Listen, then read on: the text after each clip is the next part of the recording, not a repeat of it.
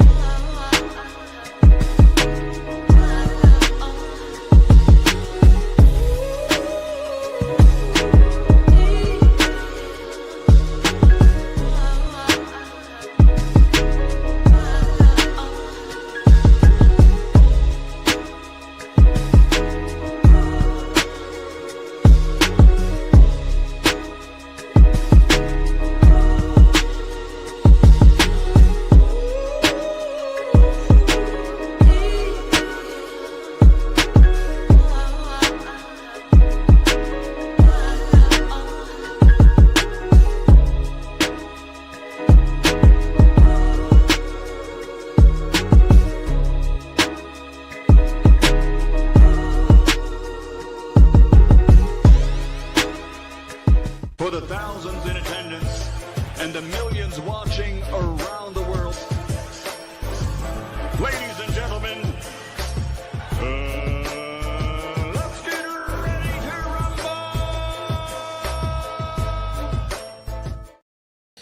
rumble! Man, what's going on, everybody, man? Man, I forgot to get me some water, man. Damn.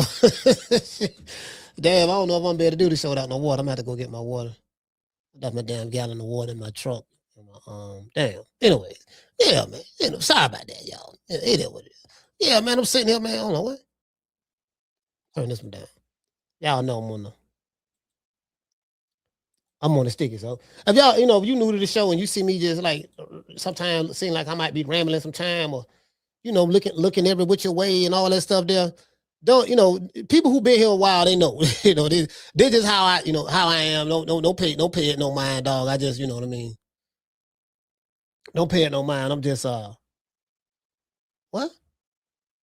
Yeah, I'm just I'm just doing what I do. You know what I mean? This is what I do. So I'd be like, you know what it is? I be multitasking and shit. You see what I'm saying? Like right now, I'm multitasking now, looking at emails, looking at eggs. I need to pay attention to everybody in the family. Shout out to doggone Mika. Mika, what's going on, Mika?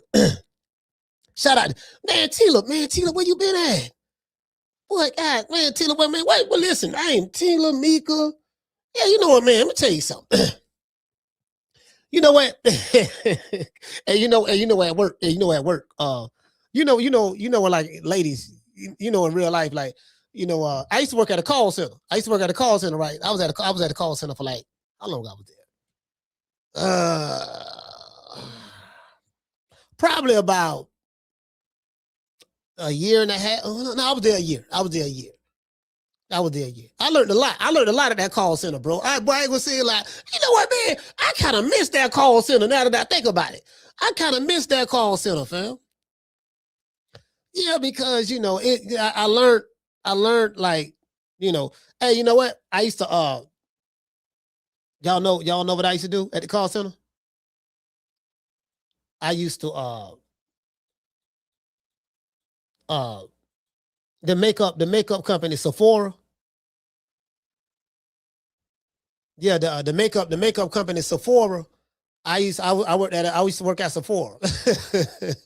I'm at and Sephora. And then I used to work at like Sephora, like people be calling and complaining and shit. Yeah, I bought this doggone, and I learned a lot. I learned about a lot. Like I didn't know what it was. What the chick name? What the chick name that got everybody wearing BBLs and stuff now? Kanye West married. Oh yeah, the Kardashians, right? Kardashian perfume line is very, very popular. What's your girl name? Rihanna. Yeah, Rihanna, man. Rihanna stuff popping. So I used to get all these calls, complaints and stuff. And you gotta learn like your cues and what to say and all that stuff there. And then check it out. After Sephora, because it was in the same, I transferred over because it was like several call centers, several call centers on this one floor, right? And different depending on which part of the floor you're on, it's a different call center. You get what I'm saying? So like you may have a bunch of cubicles over here. That might be Sephora. Then Sephora had damn near the whole entire floor. That shit, that company booming. Then you have another cubicle over there. That may be Pep Boys, right? You got have another cubicle over here. So I used to work for this company. And once I left them, I started working for this little small company called Ben Verified. Yeah, Ben Verified. Ben Verified was a hell of a company. So let me tell y'all about Ben Verified before we get into the show. Ben Verified is a company to where if you sign up for it, it would allow you to try to find out information about your boyfriend or whoever or just somebody in your neighborhood. You get their name and all that stuff. Like you sign up for it, and then you just gonna find basic information. You gotta, so you going. It's kind of like you doing a background check. Ben Verified is like it's the way it's like a soft way of doing a background check. You sign up for it, and I'm pretty sure they don't got better now because with AI and stuff, AI kicking off to a whole nother level. But yeah, it was like that. So women used to call saying this shit. Yeah, so yeah, I want to cancel. So what I used to work with a lot of cancellations. So if someone wanted to cancel, my job to talk them and keep them from canceling. I got to save it. I got to save that call. So I'm saving the call. So one lady, yeah, I'm finna hang up. Yeah, man, I want to cancel my subscription. Been verified. I ain't found out no dirt on man, none of that. And it is what it is. I just want to cancel my subscription. It ain't working. And so I don't want them to cancel. So I'm like, yeah, man, well, nah, see, check it out. What have you tried?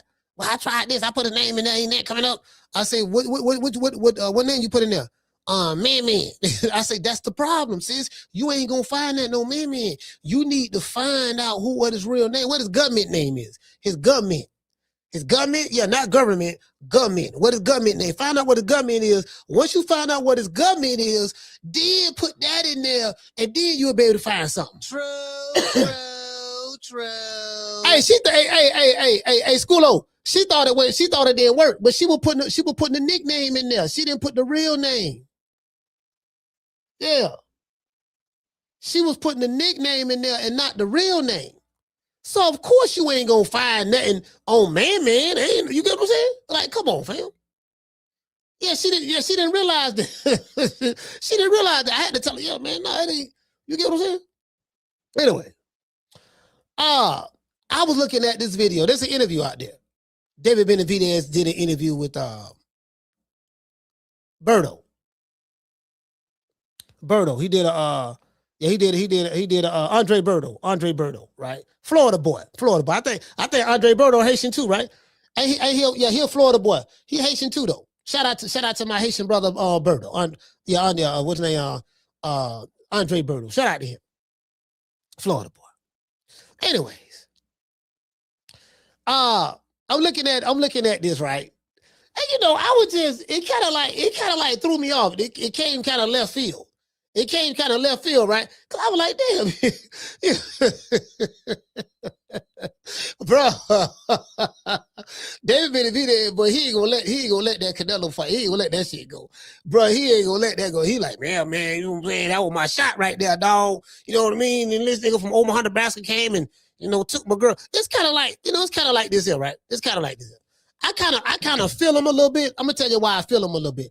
I feel him a little bit because it's kind of like you got a girl you looking at, right? You like her. You liking her. You know what I mean? You're liking her. That's what my cousin said. My cousin, well, he a preacher now. But my cousin 3-4. Yeah, me and him used to hang out real tough, like in the 90s and shit, right? And so my cousin got all the game. Good, one of the best talking mofos. Like him, I can't do that with him. Because he had more game than me. So it just his wordplay was a little bit better than mine. And he had a little street lingo with it. So it was kind of like, well, my cousin 3-4. So it was a little red bone. It was a little red bone named Sharika that my cousin was hollering at, right? He had them brought over to the crib. And in 95, we had a bachelor crib. It was a bachelor house. It was a 6-bedroom house. 6-bedroom house. Hey, I ain't tell y'all this story. This gonna be short. It was a 6-bedroom house. It was a bachelor crib. Why it was a bachelor crib? Every dude in the house is on child support. Hey, Mason, it was a 6-bedroom bachelor crib. Shout out to G5. Everybody in the house is on child support. Why is that? So why they living in the 6-bedroom? Because if they was on child support, they couldn't afford to, to get an apartment or get, get anything in their name, in their name or they own an apartment. Child support taking half their check. All 6 of these dudes, child support taking half of their check. So they had to move in this 6-bedroom house by necessity. So it started out with like 2. My cousin Speedy. My cousin 3-4 ain't stayed there, but it was my cousin Speedy and another dude. Then other dudes started falling on hard times or whatever because of child support. So my cousin Speedy he'll rent the rooms out. Okay, if you want to stay here, you gotta he'll rent them out. 6 niggas, you know what I mean? It was the spot though. It was the spot though. Boy, we used to go over there, play cards, dominoes. All the females come over there. You get what I'm saying? It was a bachelor crib. All the 100 dips come over there. You get what I'm saying? A whole lot of 100 dips, boy. Like that was the 100 dip days right there, boy. All the 100 dips come over there, boy. It was the cracking spot. You get what I'm saying? So yeah, I had to think about that. So my cousin 3-4 was talking to the chick that had them rolled by. My cousin looking at her, he giving her the eagle eye. He giving her the eagle eye. Hey, shout out to Mika. He giving her the eagle eye, right? He say, hey, Red, come here, let me holler at you. He cousin smile and shit. He got 2 goals. He got 2 goals in the front of his mouth. Front 2 teeth, right? Got 2 goals. Like, yeah, let me holler at you. He sitting there smiling and shit. Gold shining and shit, because he used Twinkle. And y'all don't know what Twinkle is. Y'all look it up. Twinkle. It's a gold cleaner. Hey, shout out to Tip. What's going on? So he say, Red, look here. She's sitting there like blessing and shit, coming over there. He say, you know a nigga liking you, right? You know I'm liking you. You see what I'm saying? You know I'm liking you, right? I'm liking you. He said, I'm liking you. I was like, damn. Nigga, I'm sitting there, I'm laughing so hard, dog. Like I had no bust out laughing because I'm ill hustling this shit. I'm listening to what he was saying. And like with my left ear, I'm ill hustling. When he said that shit, hey, listen. Hey, when he said that shit, he hey, bro, he was biting, bro. I was laughing so goddamn hard. It did. So anyway, I say all that to say this to the 100 dips in the chat, and I'm gonna go back to the call center. So at the call center, you say I'm jumping around. I'm going back to the call center. I'm gonna come back to 3-4 in a minute. The call center, you got your work wives and your work husbands. Are there anybody in the chat who, without saying, anybody in the chat, do you have any work wives or work husbands? Without telling. And again, I don't want to throw anybody under the bus. But at the call center, it went down at the call center. You get what I'm saying? Anybody got, anybody, hey,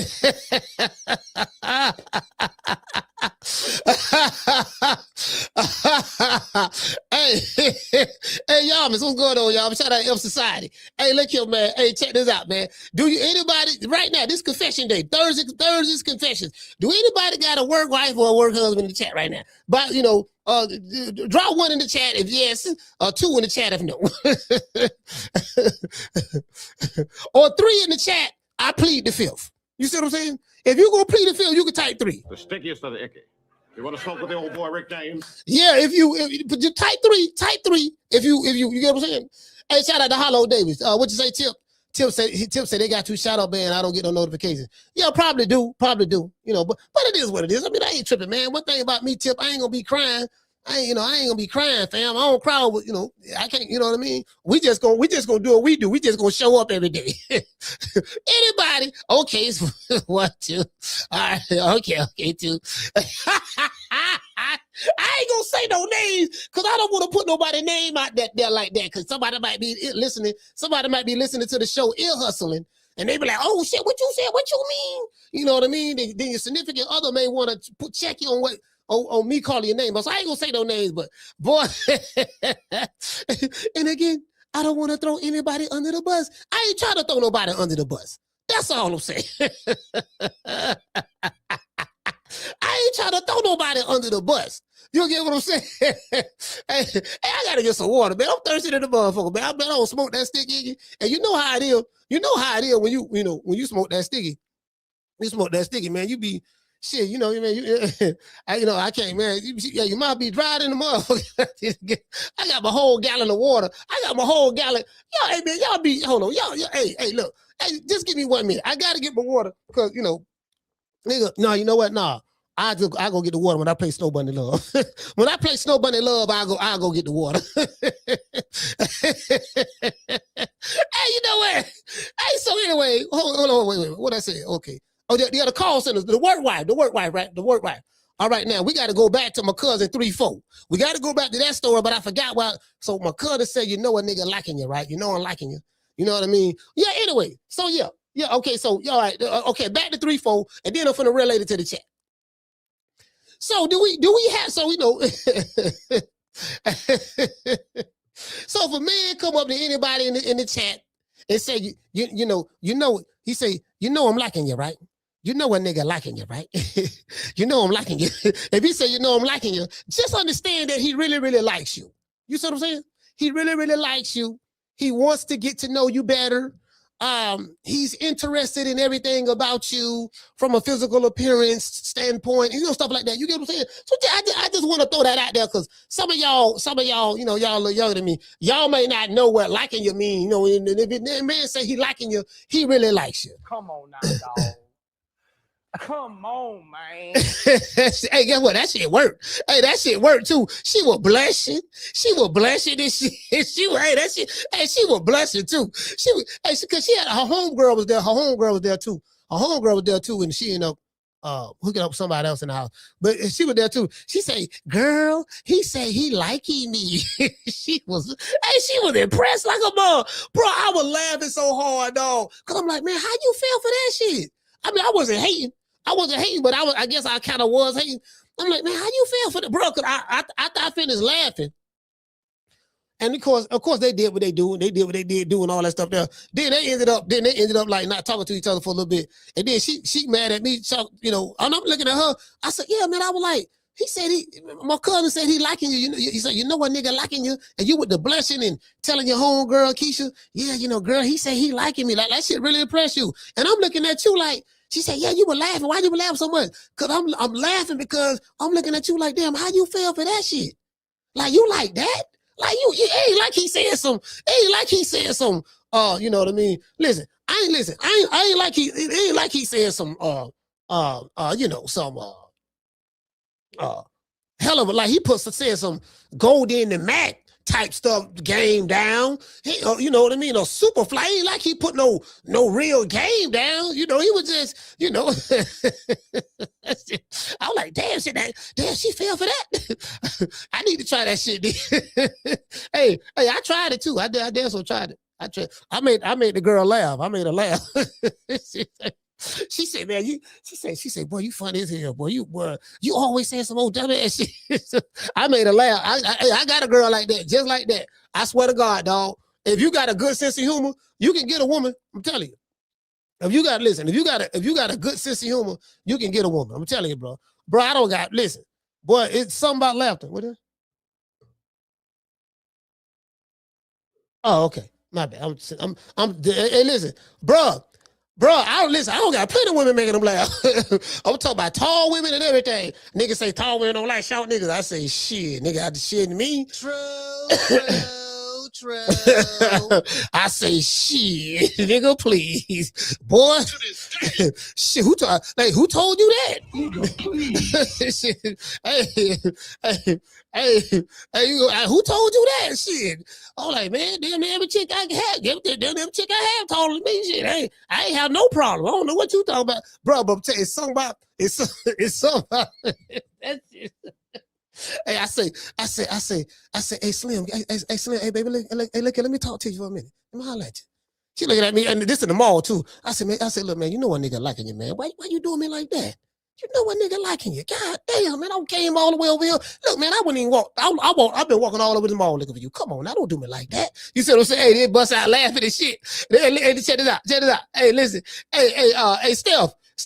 Steph, they bust out laughing and shit. They say, you know, I got him.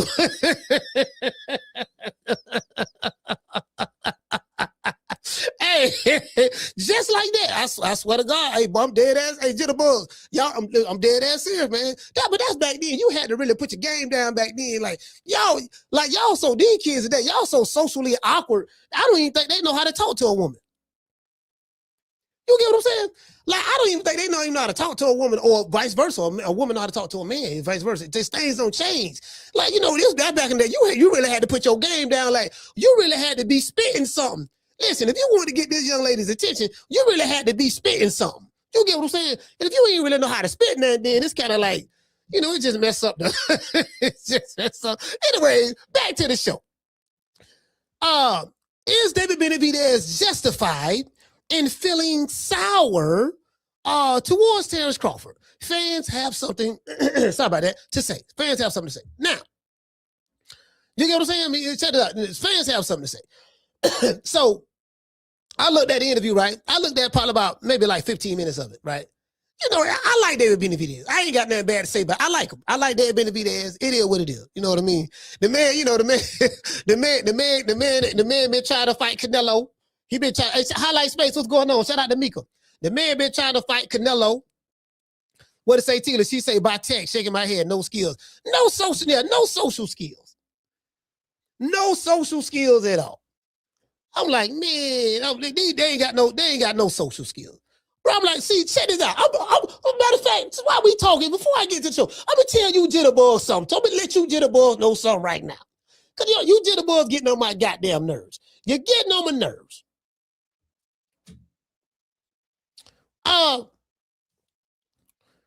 Y'all talking about, I'm looking at a podcast, a hip hop podcast.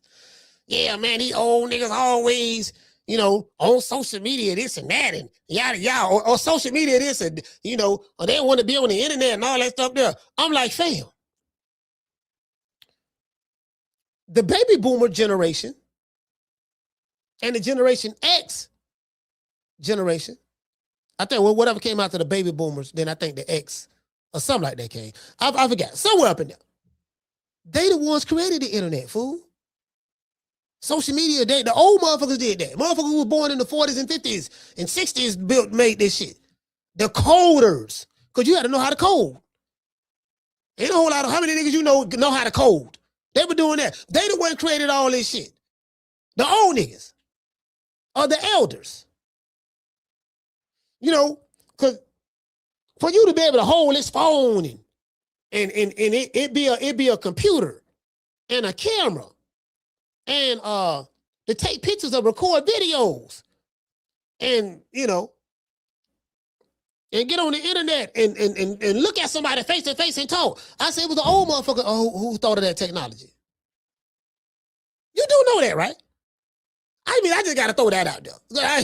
You know what I mean? You nigga, your entire existence is your entire existence right now that you living on, in the comforts that you have in your everyday life came from an old nigga. You benefited from that. Anyways, back to the show. In a recent interview with Andre Berto, David Benavidez explained why he could never be friends with Terence Crawford. Benavidez said, and I quote, "He beat my brother, his big brother on top of that.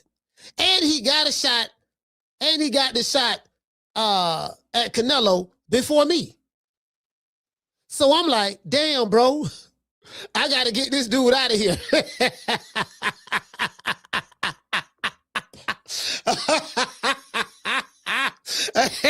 Hey, man, look here, man. Hey,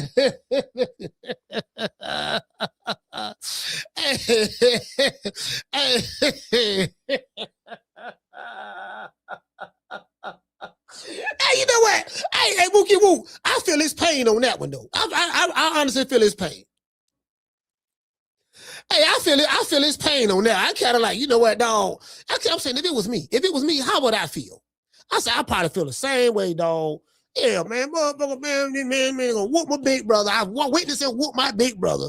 Then the fight that I've been trying to get, goddamn it, this man took the fight. And then another thing too, right? Now, but I looked at it, I said, I see what he's saying, but I don't know. I don't think he was really, really serious. I don't know. I don't think he was really serious about it, to be fair, when he said it.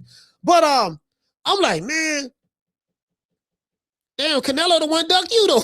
How you mad at Canelo? It's like Canelo saying, all right, I got Puto over here and Puto over there. All right, now, okay, Puto over here. This guy's been trying to fight me forever. He's number one, and Mauricio Sullivan's been kind of protecting me from him. God damn, this motherfucker's big. I don't know. I didn't know where in hell I'm gonna whoop him. Not right now. No, I can't whoop him right now. Maybe 4 years, 5 years ago, and that was really, really good. And I was for sure, but now it's like, no, I don't know about that. He called it the Mexican monster. He's not even Mexican. He's American. So goddamn Canelo. So Canelo, like he's not even Mexican. He's American. You know what I mean? No, I'm not fighting him. So Canelo say, oh, I tell you what, but this guy right here, Terence Crawford, okay, he's a welterweight, and he moved up. And there's levels to this. And he's older than me. He's almost 40, he's almost 40, and you know what I mean? He's shitty, and I'm already training, and I'm already beating Jerron Boots up in sparring. I'm already beating him up. So, he's kind of like, Boots is like Crawford 2.0. So, I just go ahead and take him. I ain't worried about the Mexican monster. True. Yeah. Yeah, you get what I'm saying? Yeah, so that's how that went down. Then they say he got paid like about 100. Well, people say he got paid 150 for that one fight. He didn't. He got paid 100 million for what the brother said on the Ring magazine. I forgot to do it on the Ring magazine.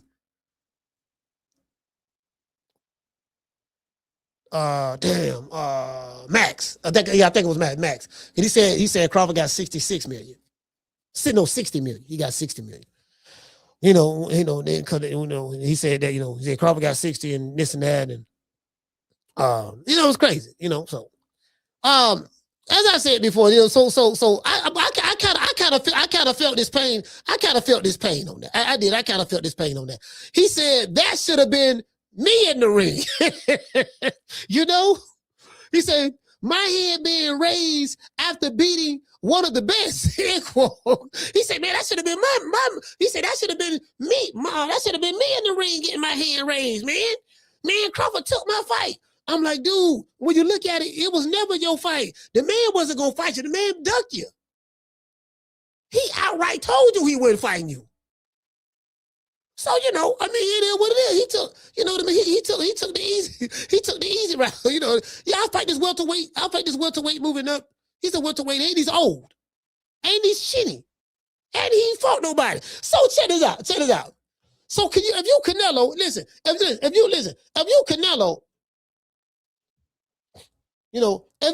you Canelo, check this out. If you Canelo, I got two options. If I the Mexican monster, shit, his motherfucker's big, or fight Terence Crawford. I can fight Crawford. He's old, he's chinny, and he hasn't fought anybody. And he's a welterweight. So I have all of these things in my favor. I'm younger than him, 3 years younger. I'm not chinny. I have a stellar resume. You get what I'm saying? And I'm a natural, and I'm a super middleweight. I've been in this weight division longer than him. I've been here like 5-6 years already. 5 years or something like that. 5-6 years, something like that.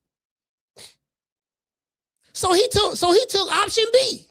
You get what I'm saying? And guess what? If it was me, I would have did the same thing. Who I'm gonna fight? Okay, check this out. Hey, shout out to Coach Eddie. Coach Eddie over there hating again. Shout out to Coach Eddie over there hating again. Anyways, just look at the options.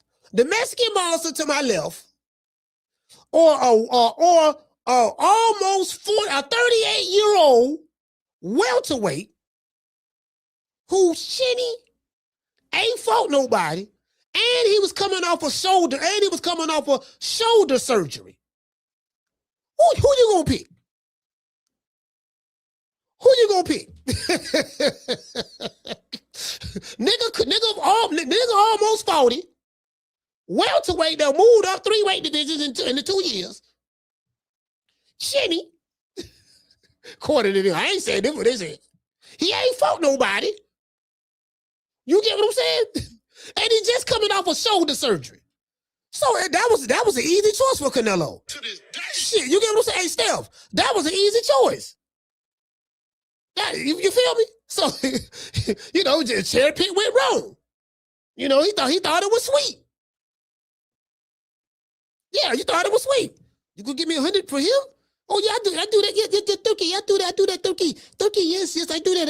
100 for him for that puto. Yeah, he coming off soul surgery now. Yeah, I do know that. He's his body breaking down. Yeah, you know that now. Yeah, and Mimi, he got dropped by Mimi, and that boy had him doing the stanky leg. So he chinny. Yeah, I thought that too. And he almost fought it. Yeah, I thought that too. And he ain't fought nobody. Yeah, he fought Errol Spence. Yeah, but Spence was drunk, coming off a car accident. He had cataract surgery in one eye. That wasn't the real Spence. That was the beat up version of Spence. That was a clone. That wasn't the real Spence. So you take off. So he ain't did nothing in his career then. So when you look at it that way, I'm like, man, that's what Canelo. That's why he fought Crawford. I just broke down for you why he fought Crawford. I just broke it down for you. He thought that shit was sweet. Cherry pick gone wrong. He ain't know Black Freezer. He ain't know Black Freezer was a motherfucker. He ain't know Black Freezer. Black Freezer sitting there rubbing his hand like the Birdman. Man, I don't know what this motherfucker here talking about, boy. He think this shit sweet. Okay, I got something for his ass, boy. I'm trying to tell you. El Chapo finna be mad today, goddammit. I don't know what he doing, but El Chapo finna be mad today, boy. It ain't no way in the hell he whooping me, huh? Nigga sitting around here thinking this, you know what I mean? Hold on. I'm trying. I got the earbud. Oh yeah, I had on the wrong way. Yeah, you nigga around here this bitch. Ain't no way in the hell, you know what I mean? Shit, listen, who El Chapo better on? He better on, man, shit, El Chapo, you finna lose that money tonight, dog. Yeah, dog, listen, you just coming off of shoulder surgery, you're 40, you ain't fought nobody, and you're chinny, you know what I mean? So, and guess what? And you're a welterweight. You nigga, you a welterweight. You just moved up here. You too light in the ass. So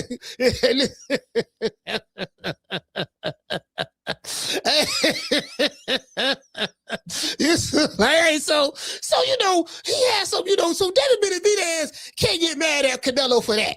He took the safer route. He took the what he thought was the safer route. He said that should have been me. My head being raised. End quote. Now, as I said before, I do understand where David is coming from, but it's not Crawford's fault that Canelo ducked him. You know what I mean? The Canelo ducked him. Crawford was looked upon as an easy lick for Canelo, being that Crawford was a welterweight who moved up 3 weight divisions to 168. Crawford also has a 3-year age advantage over Canelo. He's 3 years older than him. He was 38. You know what I mean? Being closer to 40. He's north of 40. You get what I'm saying? And he was coming off of shoulder surgery. You know what I mean? So when you look at all of those mitigating factors, you got to factor that in. And this is why Canelo made that decision. You know what I'm saying? Let's look at the comment section of the interview to see what the people have to say. Why is it important for us to see what the people have to say? Because I do it for the people, by the people, of the people, because I come from the people. And when you come from the people and you do it for the people, by the people, of the people, you see what I'm saying? Then you have to be able to relate to the people. And if you're relatable and you got to be relatable to the people. You see what I'm saying? Because if you relate to them, you have to be able to be relatable. Because if they can't relate to you, then you're not gonna be able to get the ear of the people. You get what I'm saying? What it say? Wookie Wook say there's levels to this. There's levels. Boy, the Puerto Rican, hey, look at Wookie Wook. Look here, man. All that talking slick about my dog, the Puerto Rican assassin. Another thing too. Y'all gonna stop. Everybody in the chat, y'all gonna stop talking slick about my dog. I felt like a Puerto Rican in this hair. I felt Puerto Rican. Y'all know I loves me some Puerto Rican. I felt Puerto Rican in this. Rican. He said, what he said? Hold on, what he said? Wait a minute, fam. Hold on, I gotta pull this one up. This comment right here is legendary. Oh, let me see. Where he at? What he said? Oh, you better hope I can't find you, dog. Boy, you better hope I can't find you. Boy, I'm trying to tell you, fam, you better hope. What he said? He said, "Oh, so this must be. This must be the boo. This a buffalo. Oh, this ain't the real Tony Montana. This a fake Tony Montana. This a fake Tony Montana." He said it was a fixed fight. Stop acting like. Hey, you know what? You need to do stand-up comedy. You funny. True. Yeah, we gotta leave him around. Leave him around. Let him sit here and suffer. Stall him out. You took the time. Yeah, stall him out. Leave him here. I want to sit here and cook. I want to sit here and cook on him. This gonna be this easy work. This easy work right here. This shit easy work. They gotta sit there. You know what I mean? That's all you got. That's all you got. But this bomb is taking the easy matches. Fight another bomb. Yeah. Yeah, man. You know, this easy work over here. I like it. Just let them sit here and let them suffer. Let them suffer. You need sit there, don't credit a fake account. That might be She-Block. Do you remember the time?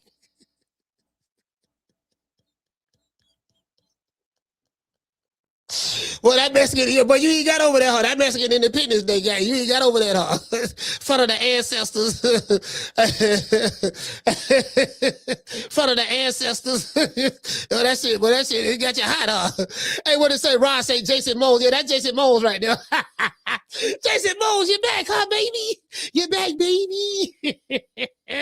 You're back, baby. Motherfucker. Nigga, Black Freezer, motherfucker, man. Anyways, you know, no matter what they say, I still love you. I still love you.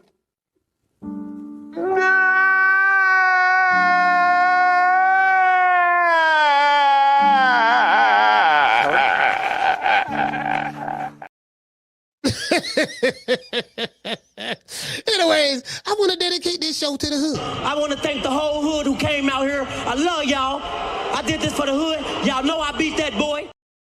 Yeah, I'm drop the phone line. Drop the phone line. You know, nigga, bro, don't know, bro, knocking, foots, putting hands in foots. Putting the hands and foots off of them motherfucking hands. You know, I get it, dog. I get it, dog. I know that nigga hurt, boy. That shit hurt. Our motherfucker still hurt, dog. Nigga, if it still hurt, you gonna get over it. It's gonna be all right. You know, and listen, I'm gonna tell you what's gonna help you through your pain. There's a song, one of my favorite female singers of all time by Angela Winbush. And she was with this group, her and the guy named Angela and Renee, right? Angela and Renee. You get what I'm saying? You know, you need to go look them up. They made a song called "You Don't Have to Cry." Hello, I can help you through these times to help you feel strong. Baby, dry your eyes. Nigga still cry. True. Nigga still cry, fam. God damn, fam. Why don't you get the hell out of there? Shut up, old man. I ain't going nowhere. And why don't you tell all these nice folks why you've been ducking me? The way you've been ducking is the disgrace. All this crying, dog. It's over, fam. It's over. Damn. God damn. Hey. Yeah. Oh, that look good.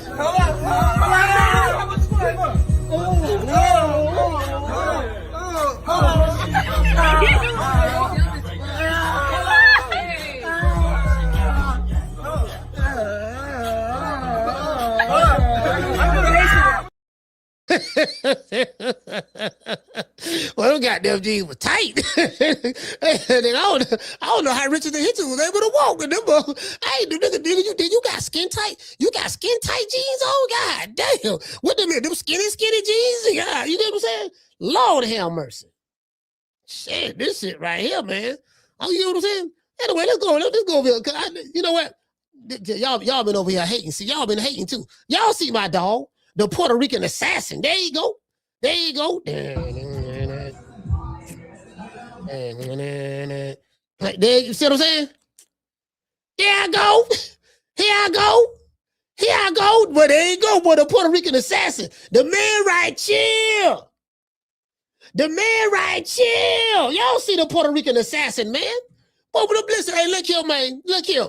We coming back. We coming back. We coming back, baby. He said, guess what? Y'all ain't see what he said right here, huh? He said it's hunting season. Blow this up right here. Yeah, we looking for wascally wabbits. He said it's hunting season. You see what he said right here? Hunting season right here. Now, hourglass is right there. But the Puerto Rican assassin is ready to come. He don't move to Tampa. He here now. He in T-Town now. He here now. He in T-Town. So what we gonna do? We at New York. Shout out to Brooklyn. Shout out to all the bodegas and all that stuff, the Boricuas and all that. Don't worry about it. He here right now in Tampa right now. He here now. So what we gonna do? I haven't seen him. But what we gonna do? We got him now. What we gonna do? We gonna get his head back right. We gonna get him back right. We gonna get him right. We gonna get him back in the wing column. We gonna get him back in the wing column, and once we get him back, then we gonna send him back to Brooklyn so he can represent because he's a Brooklyn guy at heart. We gonna send him back to Brooklyn, but right now he here. We gonna get him right for y'all. True. Yeah, we gonna get him right for y'all. Don't worry about that. Don't worry. He's in good hands. He's in good hands. He's in the Bay right now. You see what I'm saying? He's in the Bay. He got a nice little mansion here too. They say he got a nice little mansion, like a little baby mansion. You see what I'm saying? They say he got a mansion right here. What the hell? I'm trying to tell you, boy. Ooh, boy, where is it? Where you at? Hold on, where you at? Oh, okay, hold on, where you at? Okay, this it right here. Cause I know I retweeted it. There you go. I was like, God damn, where is that? Okay, cool. There you go. We on a roll.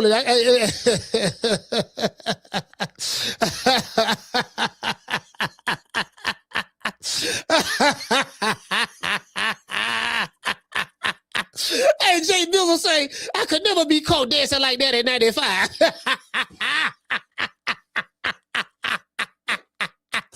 Hey, Jamie say, Coach, keep his ass in Florida. Hey, you know what? You know, Florida and New York, that's like the transit state for New Yorkers anyway. They leave New York, they come to Florida. So, you know, you get what I'm saying? There's a whole lot of motherfuckers from New York here. Anyway, Elm Society said, we don't want them.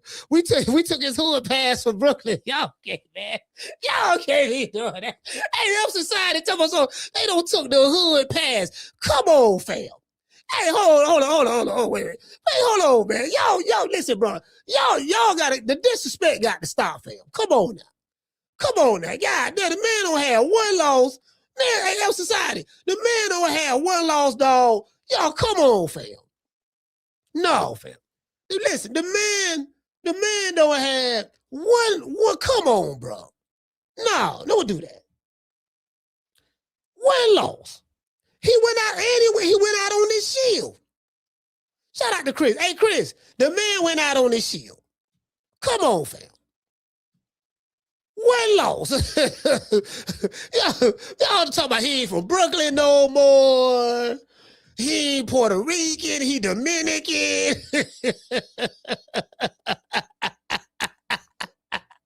Coach, you know he ain't Puerto Rican. You know he really Dominican now. You know that, right? You see what I'm saying? Talking. Man, I'm walking down Brooklyn. Man, I can't wait to come back to Brooklyn. But y'all, man, because I gotta get y'all straight. Look here, man. Y'all can't be switching out on the Puerto Rican assassin like that. You're switching out. When he was knocking everybody out in the first round, y'all was claiming him. When he was knocking everybody out in the first round, and we was hearing he the second coming of Tito Trinidad. You know what I mean? He baby Tito. You know, they say Edgar Tito Trinidad Berlanga. You know, mixed, you know, with a little bit of, you know, was with a mixed with a sprinkle with a little bit of Benitez, with a little bit of sprinkle with a little bit of Benitez. You know what I mean on top. Come on, fam. Y'all, man, boy, I'm trying to tell y'all. Boy, y'all some hell of a mofos, boy. Boy, Brooklyn, y'all hard on people, boy. Boy, but just one loss, boy. Y'all don't jump ship already. For me, wanting that fight, yeah, it's a fight I've been calling for years. I'll just be honest, I did feel sour. I feel sour because, you know what I mean, he beat my brother and then he came up to my fucking weight class and they got the shot before me, you know what I mean? So, like, damn, bro, like, if I get this dude out of here. It's just, I felt like I could, you know, I mean, that could have been me. I could have been in that position with my hand being raised, beating one of the best fighters in the world. But for me, yeah, man, you know, let me hear this one more time. He gonna be going to heavyweight in a minute. He wanted that fight, yeah, it's a fight I've been calling for years. I'll just be honest, I did feel sour. I feel sour because, you know what I mean, he beat my brother and then he came up to my fucking weight class and they got the shot before me, you know what I mean? So, like, damn, bro, like, if I get this dude out of here. It's just, I felt like I could, you know what I mean, that could have been me. I could have been in that position with my hand being raised, beating one of the best fighters in the world. But for me, wanting that fight. Yeah, you know what I mean? So, I don't think Benavidez was serious, you know what I mean? I think, you know what I mean? But no, he spoke his truth though. I think he was honest. I think he was honest. You know, like, yeah, man, I'm feeling some type of way, man. Like, man, I fought a bit there, man. I was at 168. When I was at 168, goddamn Crawford was at 140. When I was at 168, he was at 140 or 135 or something like that, you know, or 140. Then, you know, he done went from 140 to 147, 147 to 154. And then he jumped, he skipped over that, just had one fight, and then jumped to 168 and fought the dude that I've been trying to fight since 72, and he been ducking me. You get what I'm saying? To this day. Yeah, man. But this bum is taking the easy matches, fighting other bums. Yeah. You get what I'm saying? Yeah. So, you know, I kind of feel, I feel where he coming from. You dig? I kind of, you know, I kind of feel his pain a little bit because that would have been, like, that was a life-changing fight for him. You know, and then Canelo ducked him. I know Canelo fans don't want to admit, he ducked the man. I don't want to hear no shit about, oh man, Canelo don't fault Triple G. He don't fault this guy, that guy. What make you think he'll duck David Benavidez? They hide behind all that. I say, man, look, he ducked the man. The man was right there. Number one contender. You see what I'm saying? For forever. Mauricio Sulaiman protected him from Benavidez. Oh, David, don't worry, David. I'm going to give you the intern belt. And when the time is right, the WBC intern belt. And when the time is right, I promise you will get your shot at Canelo. But right now, we have a plan that we're working on. Like Mauricio, he act like he a matchmaker. Certain fighters, they let get fights, and certain fighters, they keep away from certain. You get what I'm saying? So, that's why the belts don't mean that in today's time, because the sanctioning bodies have delegitimized themselves. They moving for Fugazi. So I can see, I feel his pain. Now I am the number one contender. I'm tired of James the Poodle, Grim Reaper, whatever you want to call himself, ducking me. All right, I'm tired of man driving around town in 8 Rolls Royces. He ain't fought nobody. I'm still in a bro-hand. So, you know, you know what I'm saying? So, motherfucker Mauricio Sulaiman matchmaking fights, taking niggas' belts, getting it to somebody else. Let me get that. No. Let me get that because, I told you, I don't want you fighting for no one else's belt. Wait a minute, hold on, Mauricio. I moved up the 140, 4 and 40. The fight a unification match, the fight Teofimo Lopez, I beat him and took his belt. So what's up? I'm still a 135 champ. No. You can't have this belt anymore because once you get somebody else's belt, that's it. I'm going to take it from you. I'm going to give it to somebody else, because the WBC, our belt is the prestigious belt. Yeah, but your belt don't cost nowhere near as much as the Ring magazine. They belt costs all 6 figures. Do your belt cost 6 figures? It can't, because I got your belt over there. The same WBC belt. It got Muhammad Ali on there, got Mike Tyson on there, Floyd Mayweather. It got Jose Sulaiman on there. The same belt that all them other dudes, the real fighters be wearing, I got that belt over there. True. True. Only reason I ain't got the ring belt because Turkey Island Sheik ain't sent it to me. And then the ring costs a lot of money. They gotta send me $100,000 belt. You know what I mean? Because I'm undisputed on YouTube. Those are the facts. True. Yeah, you know what I mean? I got the belts. Who you know got all the belts? Who you know got all the belts? That's all I'm saying. Who? Me. That's who. I got the belts. That's right. Bragging about it. And I'm bragging about it. As a matter of fact, let's look and see. Hold on. Y'all check this out. Oscar De La Hoya over here stunting. The Zone, Golden Boy Promoters have agreed to a multi-fight extension. Oscar over here, hold on. he look like he got all of Mexico on here. This is an all Mexican card he got. Let me see. Yeah, this all Mexican card right here. He got a wannabe Mexican on here. Kid Austin. I'm gonna tell you what I mean by that. Cause Mama Holyfield don't like blacks. All bullshit aside. Like Mama Holyfield is a sophisticated Uncle Ruckus. A feminine version. Okay, put it this way. Just imagine a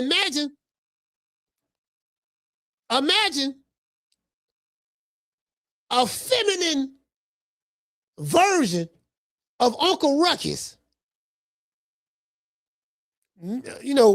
Mixed with narcissism, mixed with Predator and George Jefferson.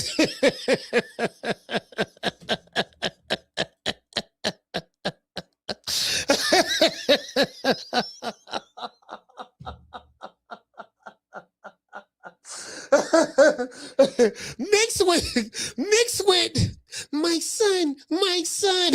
So you got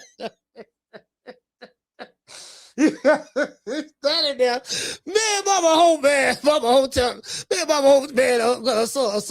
got her son. They don't fuck with niggas now. They don't fuck with blacks at all. Like, now I'm just saying, that's probably why he beat that. That's probably why he beat Free Ricky Ross and stuff the way he did, like that. You know what I mean? You know what I mean? Because I seriously doubt if it was anything other than black, he would have did that. He's a selective woman beater. Yeah, you know what I mean? So Mama Ho. But but some people say, is it really woman beating? Well, Mama Ho is a woman as well. So, it could be, I don't know. I get confused sometimes. My bad. I'm tripping. My bad. The stickiest of the icky. You want to smoke with the old boy Rick James? My bad. Hey, shout out to Ruben Allen. Ruben Allen, what's going on?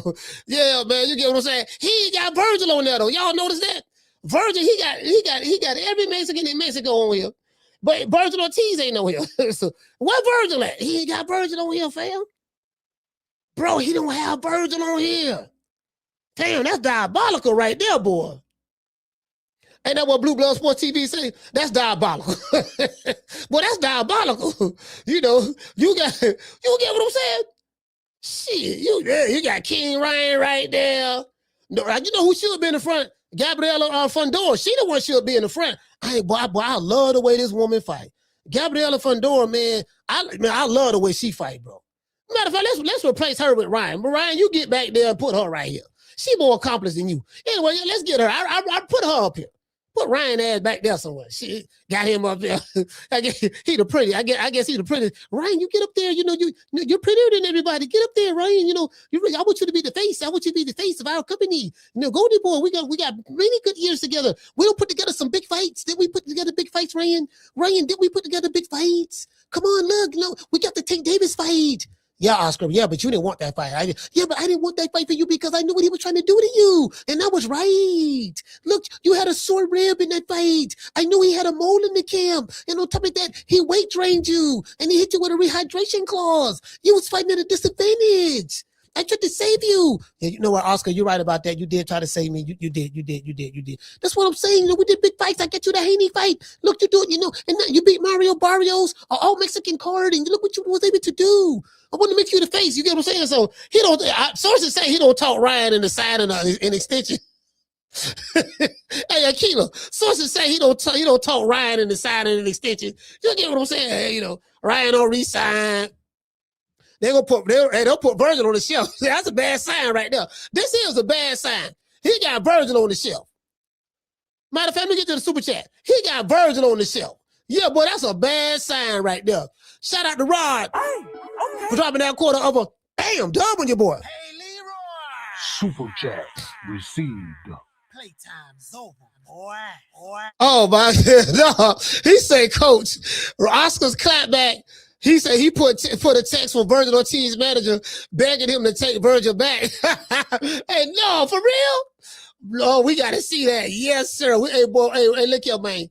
Hey, check it out though. Boy, we gotta see that. Down from the bar, there's a platform stage. People pimping, sharp as razor blades. Hey. Oh man, he tried to come back, huh? He tried to come back. Let's pull it up. I want to see this shit. Boy, I want to see. He tried to come back. Baby, come back. Any kind of fool could see I was wrong. And everything about you. You know what I mean? You know what I mean? I was wrong, and I just can't live without you.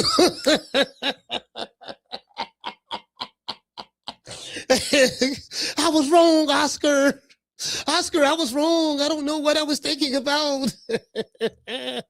You know, me and Virgil, we was listening to Coach Malachi, and we was on the sticky icky, and you know how Virgil be on the sticky, and I get on the sticky sometimes, and you know it make me. I just went to tripping. I went to tripping, Oscar. I'm sorry.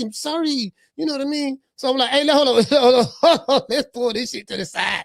Let's pull this shit to the side right quick. I'm multitasking right now. So I'm looking at this video. This one, Keyshawn or Raymond Mutathala was at 135 together. This what the energy was like. That's Miss Deborah right there. Hey, look at.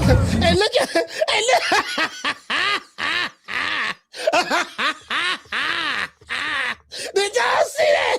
Hold on, wait a minute. Look. Hold on. So Edward De Los Santos reached out to Keyshawn Davis. Keyshawn got a smirk on his face, and then Shakur looking at Keyshawn like what you gonna do, my boy? What you gonna do? You gonna shake his hand or what? And he looking at him like, you. And then he gonna bump the man fist. Then he gonna look at Shakur, look at his big bro. I'm looking at my big brother Shakur. I just want to, I'm looking at my big brother, see what he says, see what his reaction gonna be. And then he was ashamed and he walked off. Man, come on. It wasn't none of that. Wasn't none of that dog or Edgar Berlanga Santo didn't look scared. He came up there, he smiling and shit. That was an awkward moment. Hey, I said, man, why he ain't bad white man? Come on, fam. You want all the smoke. No, not Edgar Berlanga Santo. That's Andy Cruz, my bad. That's Andy Cruz. My bad. Sorry about that. I said Edgar Berlanga Santo. Andy Cruz, that's Andy Cruz. You ain't want no smoke with Andy. The man walked up. Come on, fam. Matter of fact, let's see this shit one more time. I want to see this shit in real time one more time. Andy Cruz, my bad.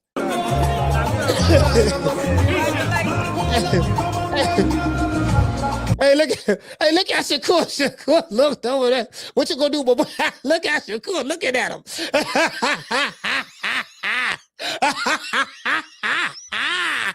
Look at Shakur looking at him. Bro. Look how he looking at him. Hey, Brandon, look how he looking at him. And then he tried to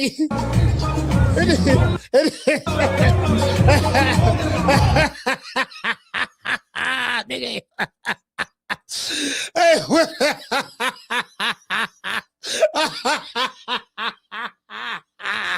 bruh.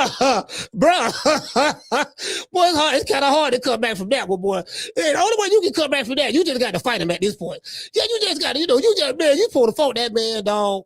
You supposed to fault that man, fam. Like, man, bro.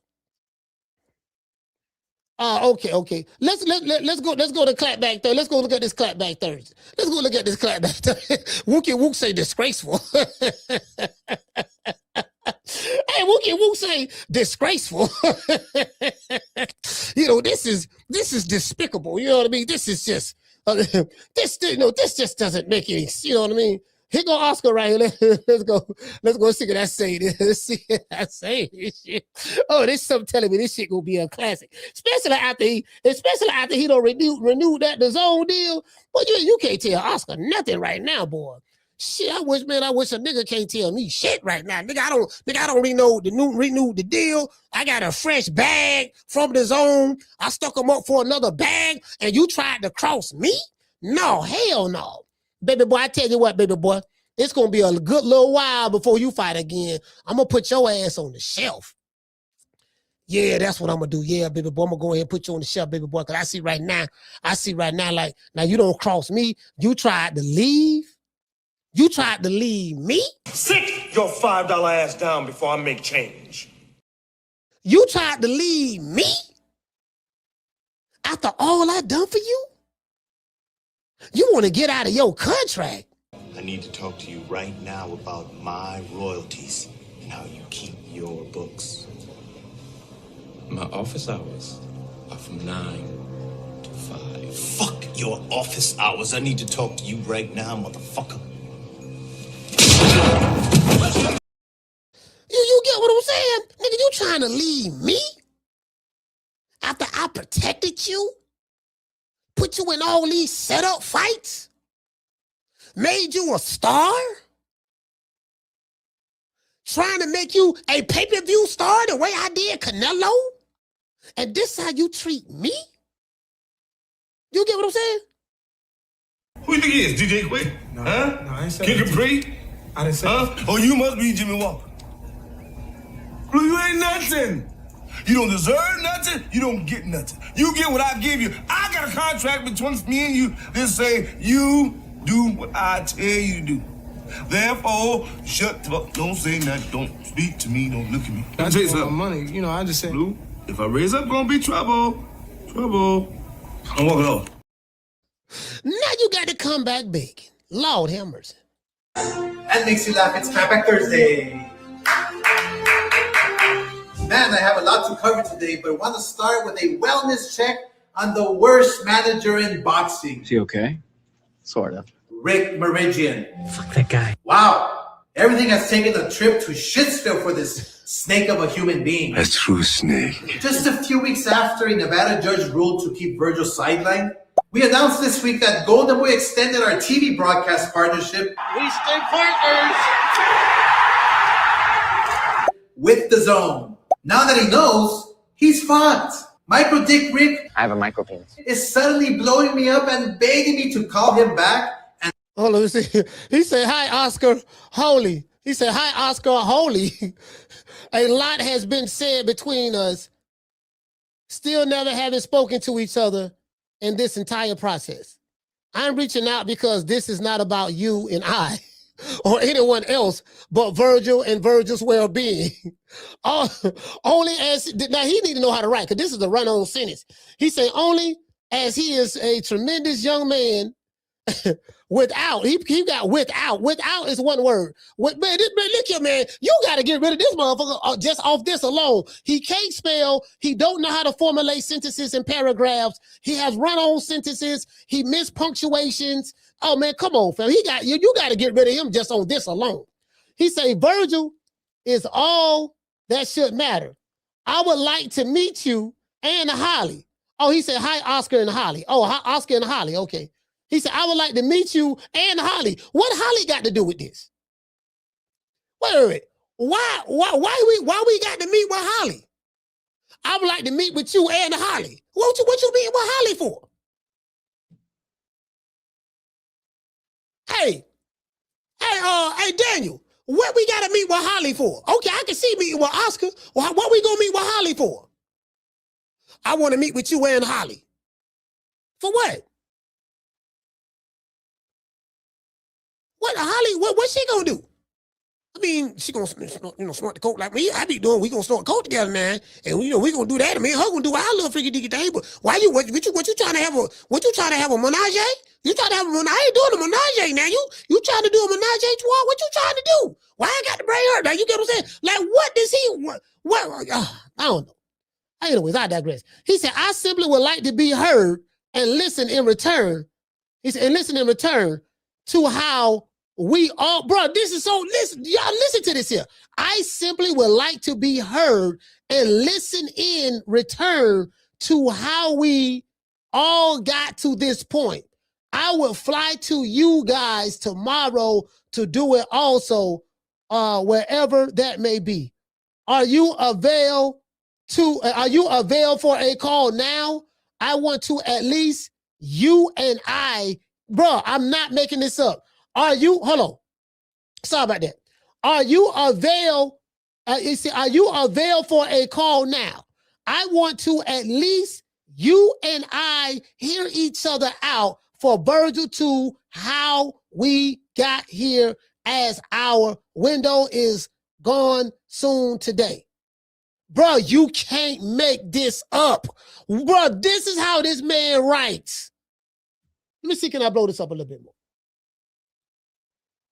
Bro, let's try this again. Hi, Oscar and Holly. A lot has been said between us, with us still never having spoken to each other in this entire process. I'm reaching out because this is not about you and I or anyone else, but Virgil and Virgil's well-being, only as he is a tremendous young man without, two words, without a bad bone in his body. Virgil is all that should matter. I would like to meet you and Holly and no one else. Damn.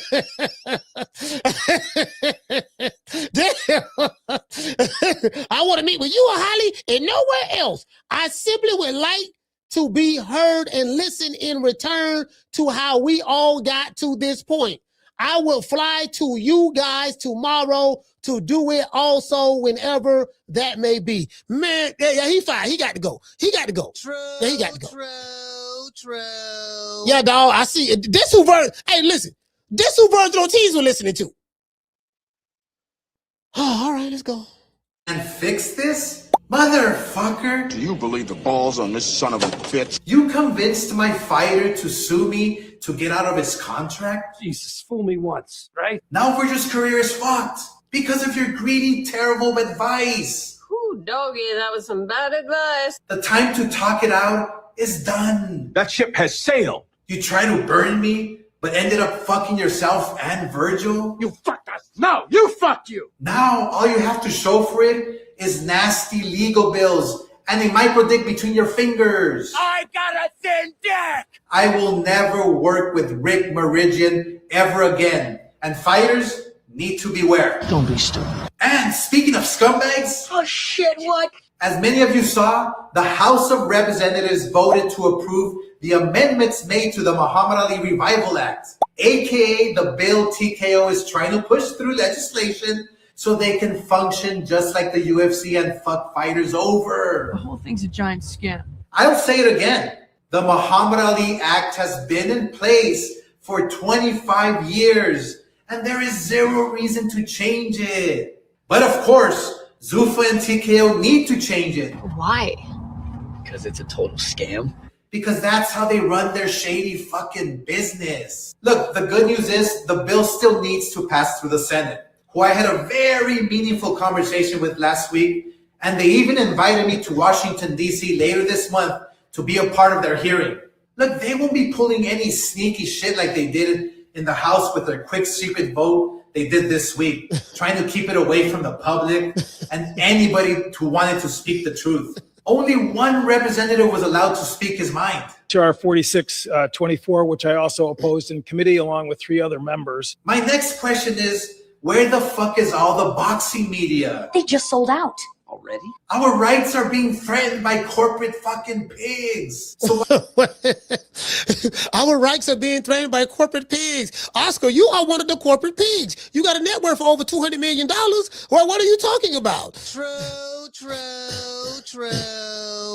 Why Why isn't anybody reporting on the secret meeting and the agenda? Why are you all so fucking quiet? Because you've been bought off? Let's get access. Makes me fucking sick. Zuffa wants to function as their own boxing organization, honoring only their fucking ballsack Zuffa belt and the ring belt, which is now meaningless. They make up their own rankings, and they're about to start breaking their own rules.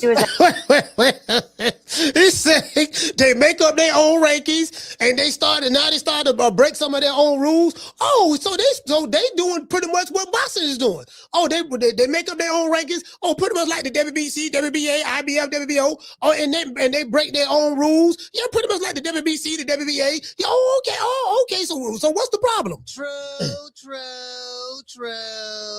It's the fake outrage for me.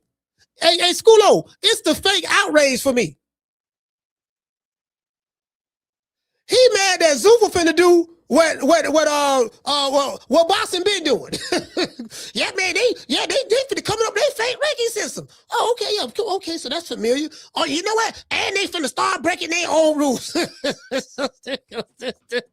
the pot called the kettle black.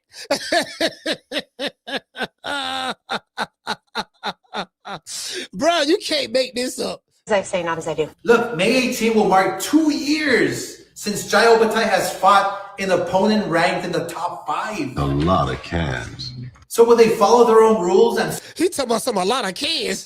Shit, that's all they fighting over there. Golden Boys cans. What you talking about? Ain't nobody got more kids than Golden. But Golden got some kids, boy. I'm talking about shit. The Jaime Munguia. Let's not forget the Jaime Munguia diet. The Jaime Munguia diet. Let's see, the Zerto Ramirez diet. Man, all them kids he was baby. Before he moved up before he fought not Bivol. Yeah, Dimitri Bivol. Man, shit, that man had a panic, bro. I was in one dude from California, man. I forgot his name. He used to call me all the time. Yeah, man, Zerto, man. Canelo scared of Zerto. Canelo scared. He won't fight him because Zerto, he's scared of Zerto. I say, man, Zerto ain't all, man. He was crazy about Zerto. But yeah, it's about cans and shit. Shit, that's all you have is cans over there. Strip him of the title? No. Or will Turkey just change the rules? Bingo. They already make up their own rankings, like putting Brandon Blanton at number 10. Believe this shit? This is what you're getting into with Zuffa. Made up belts. What about? He say made up. Bro, it's the audacity for me. Fam, he's complaining that Zuffa is doing the same shit that Mauricio. Yeah, man, Zuffa, they making up their own rankings, dog. You see what I'm saying? They breaking their own rules. They making up their own belts. Oh, very similar to what Mauricio Suleiman is doing over there with the WBC. True. Didn't Mauricio make the French fries belt? Didn't he make the Juneteenth belt with Jamal Charlo no fought on Juneteenth in Houston? Didn't he make the Juneteenth belt? Didn't he make? Listen, he made the French fries belt, the Juneteenth belt. Doggone, Zerto and David Benavidez finna get ready to fight each other, and Mauricio Suleiman made a belt specifically for that fight. True. Literally. Like, what was this outrage when the WBC was making up belts? Where was this outrage when the WBC was breaking their own rules? Where was this outrage when the WBC was making up their own ranking system and moving people up and down the ranking chessboard as they saw fit? Now all of a sudden you outraged because Zuffa doing it. True. You can't make this up. Made up rankings and made up rules? Might as well be its own fucking reality show. As I've said, the ring integrity, history, and honor are dead at the bottom of Lake Erie next to Max Kellerman's career. There it is. They are literally coming into boxing to do the same thing they do to the UFC fighters. No. This is what he wanted to say. You know, they are literally coming into boxing to do the same thing that we've been doing for years. True. That's what he wanted to say. They been look, man, look. They literally just want to come into boxing and do the same thing that we've been doing, dog. You see what I'm saying? We don't need nobody else coming over here messing up what we got going on. That's the problem. To this day. Yeah. I know. Shout out to Nebraska Rods. Yeah, I know.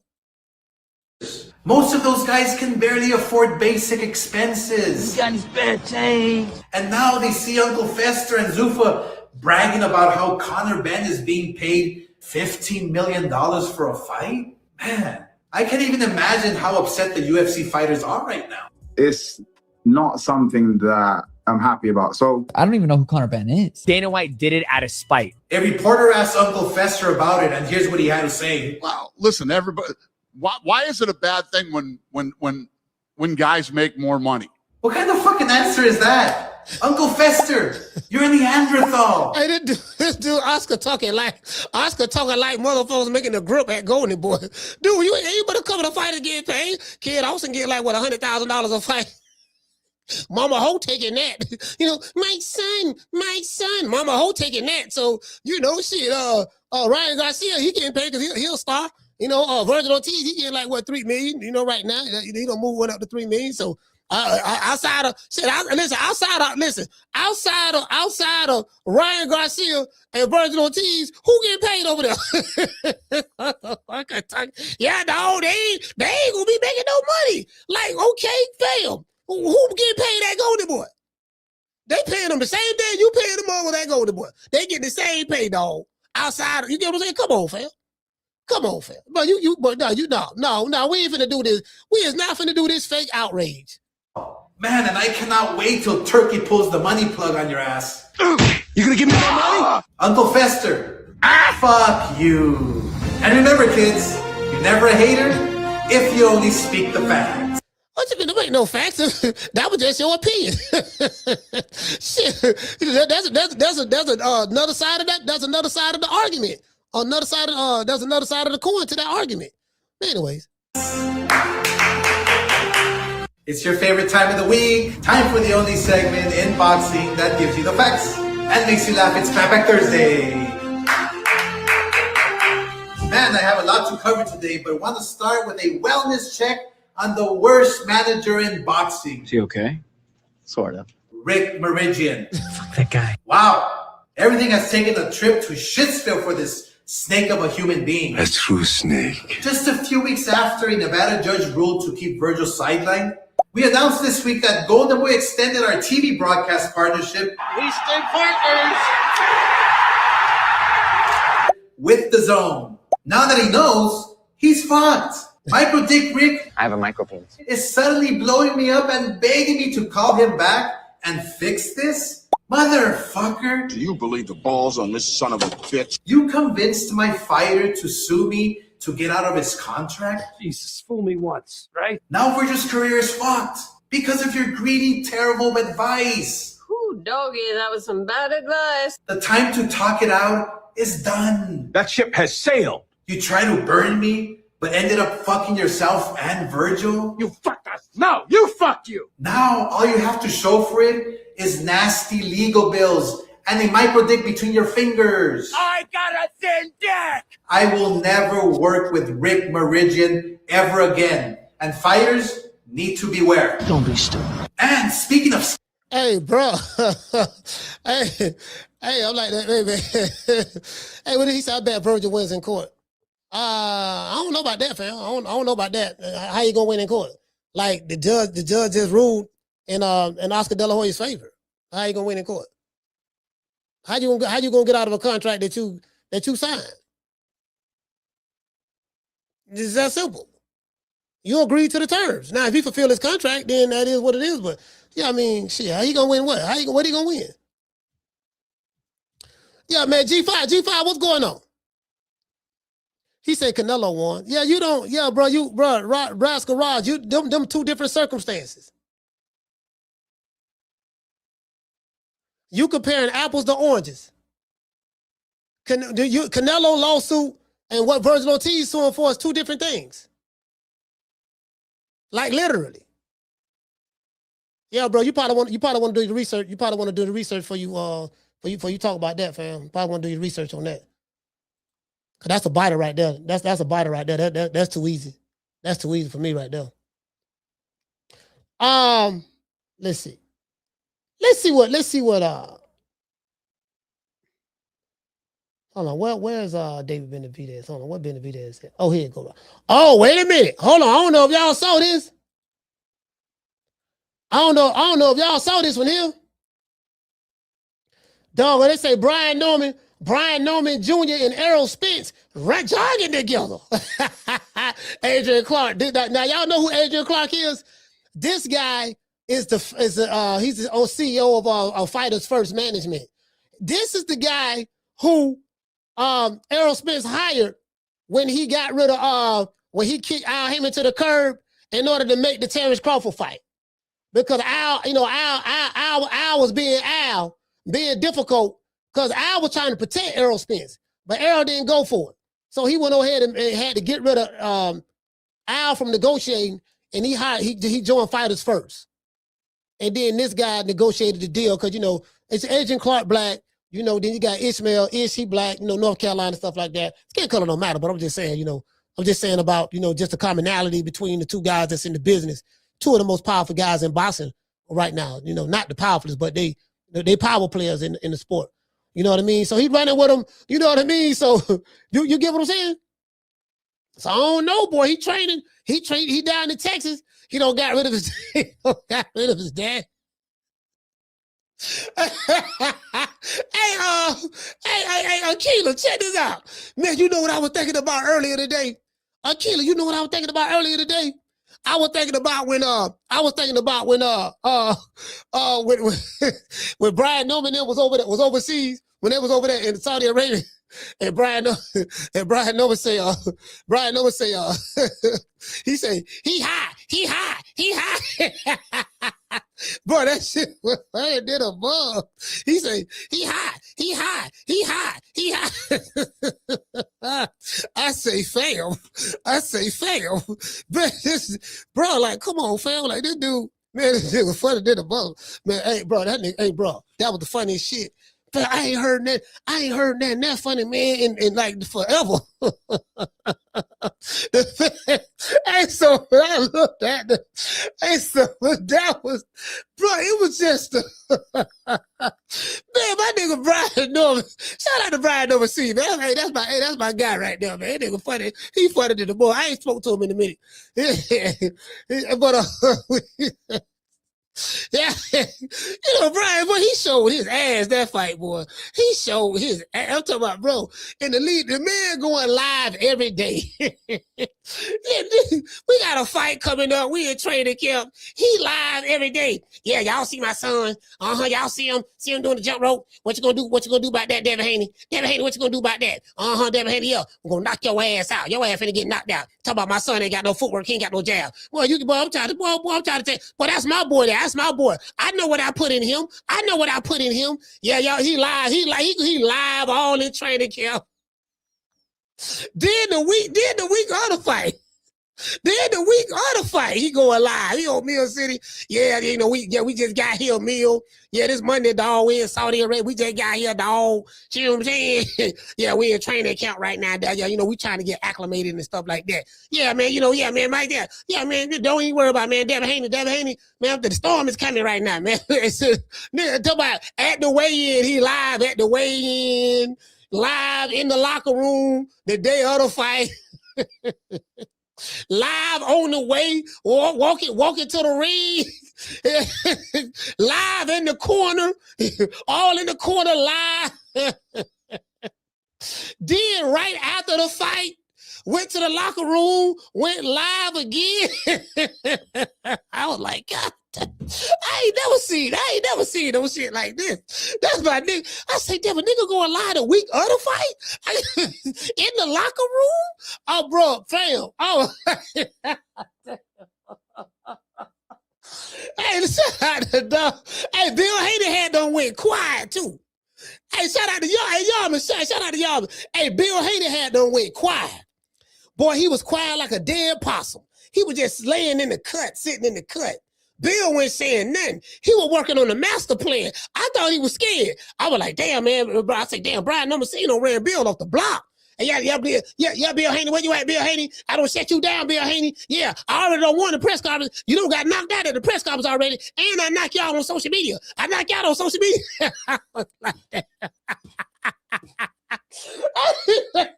I knock you out on social media too. I don't shut your ass down. Where you at? I'm still here. Where you at? I'm still here. Look, I'm everywhere. Look. I'm on Mayo City. I'm on Coach Media. I'm on Coach Malachi.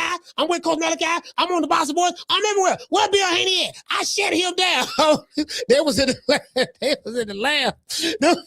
They was in the lab working on Debo. They was in the lab working on Debo, fam. Yeah, they was on. Hey, Yamas, they was in the lab working on Debo. Yeah, he right here. He nigga right here talking that jibber jabber. You right here talking that jibber jabber. Nigga, I'm in the lab right now with Debo. Yeah. Yeah. You get what I'm saying? Yeah, you know what I mean? I'm in the lab. I'm in the lab right now with Debo. You see what I'm saying? Hey, man, Brian Norman Sr., man, hey, but that shit was hilarious. He high. I never heard no shit like that. That was the funniest shit. I said, hell no. I was like, hell no, fam. I know this man ain't. Oh man, I know this. Hey, Wookie Wook, man, it was the bro. I swear for God, bro, that right there, fam. Man, Brian Norman Sr. is the. Here goes Xander. Oh, Xander mimicking boots. Oh, and he got the Timberlands on. And I want to wish a happy 28th to my favorite prospect. But the goddamn Xander said he want to smoke. Now I like this fight right here, boy. You know what? This fight gotta kind of. Hey, listen, boy. I hope like the Boots need this fight better than the Hawk needs Slop. This would be the biggest name he's fought out of his 35 fights. This would be 36 fights. This would be the biggest name he's fought right here. Right, he need this fight better than the Hawk needs Slop. I hope this fight happens. Please. Both of these guys young, whatever. Yeah, but listen, I looked at some footage of Xander Zayas because I had my brother from Philly telling me to check him out. I'm checking him out. Yeah, the boy got something. The boy got something. And he ain't scared. No, you don't want to fight him? Don't worry, I'll fight him. Yeah, I'll fight him. I talked to Bob Arum already. We working the details out right now. Yeah, I'll fight him. Boogeyman, okay, yeah, I'll fight him. I'll fight him. See, that's what these dudes are missing in today's time. They missing heart. You said, well, what you talking about, coach? They fight, they box for a living. They got heart enough to get in the ring. And I'm like, I don't think y'all understand what I'm saying.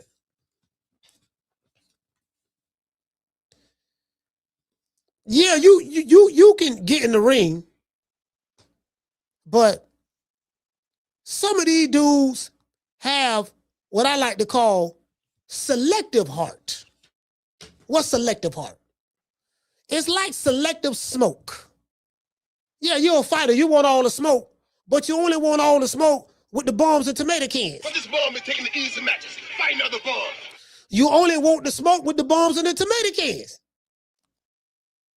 When it's some real smoke, you get what I'm saying? You feel me? So that's what I'm talking about. That's what I'm talking about right there. When it's real smoke, you ain't nowhere to be found.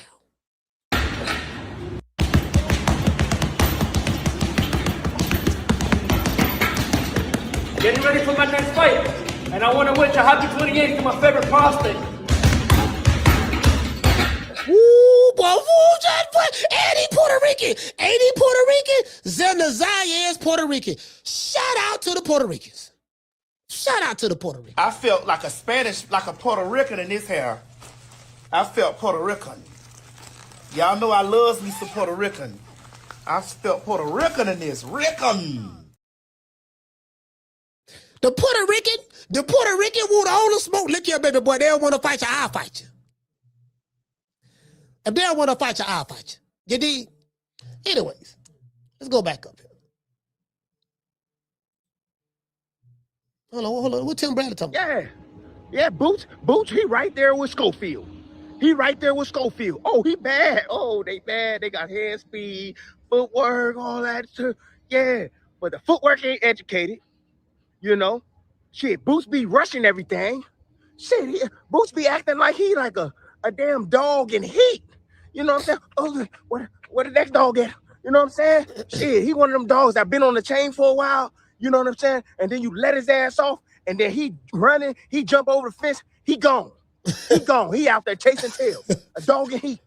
Yeah, man, slow this shit down, Boots.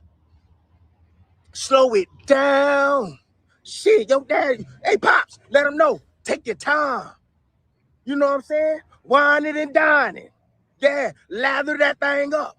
Yeah, but shit, he always rushing and shit, making mistakes, jabbing, bringing it. What the fuck wrong with you?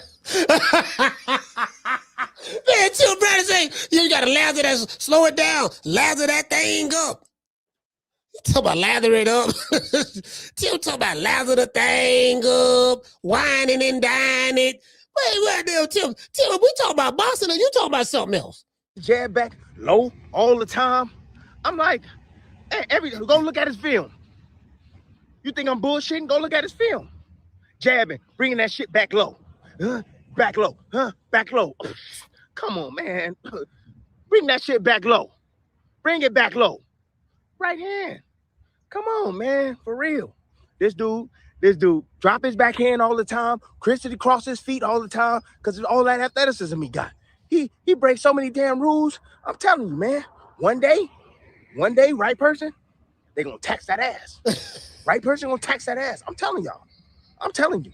Oh yeah. You're gonna get away with it until you don't get away with it anymore. He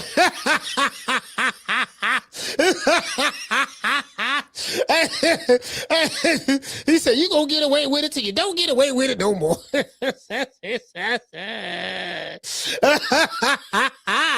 Hey, bro, you gonna get away with it till you don't get away with it no more. Hey, Coach Eddie, man, look your man up. Hey, boy, that's a hell of a Puerto Rican, man. Hey, Coach Eddie, that's a hell of a Puerto Rican, fam. I don't know, boy. I don't know about this Puerto Rican here now. I was talking to my brother. I ain't gonna say no now. I'm talking to my brother from Philly now. I'm looking at some fight footage. I'm like, you know what? Now, hold on now. That ain't no Edgar Berlanga Puerto Rican right there. That ain't no Edgar Berlanga Puerto Rican. That's all I want to tell y'all. I know some of y'all think, we don't heard it before, Coach. Yeah, you know what I'm saying? Yeah, we don't see one Puerto Rican get knocked out already, Coach. Boots finna run through this boy. I'm like, man, I don't know about that film now. Oh, you feel me? True. You get what I'm saying? You know what I'm saying? I'm just saying, you feel me? That's all I'm saying, Phil. That's all I'm saying. I don't know about that one now. I felt like a Puerto Rican in this hair. I felt Puerto Rican. Y'all know I loves me some Puerto Rican. I felt Puerto Rican in this. Rican. Oh, so okay. Hold on. I told I'll be on X. He say, here you go. It's a man with no training takes on 2 professional female MMA fighters. Now I don't know what level of MMA fighting that these ladies are. But let's see. Bizarre MMA fight in Romania goes viral. In Romania. Okay. They looking at, boy, look, he looked like he was pregnant. As one man takes on 2 women. The trio embarked upon a bizarre but brutal encounter as they shared several blows throughout. Oh, Lord have mercy. Oh, get your back over. Hey, so what it is? Oh, Lord have mercy. You know what I mean? Lord, ain't work no. Oh, Lord. Oh, God. Why they do this in Romania, man, bro? I know she out of there. Oh, Lord have mercy. I'm just saying, I can, oh, Lord. Oh, my God. Somebody tell Carissa Shields. Look, man. Look, if a nigga want to get on your ass, dog, it ain't nothing you can do. It ain't nothing you can do to stop him. So all this about you a whooper, man, and look, man, listen, man, just stay to fighting them girls. You know what I'm saying, man? This shit gonna be like a pit bull on a poodle. That's all I'm saying. Hey, Brandon say they ain't jumping right. Me and my sister can do better than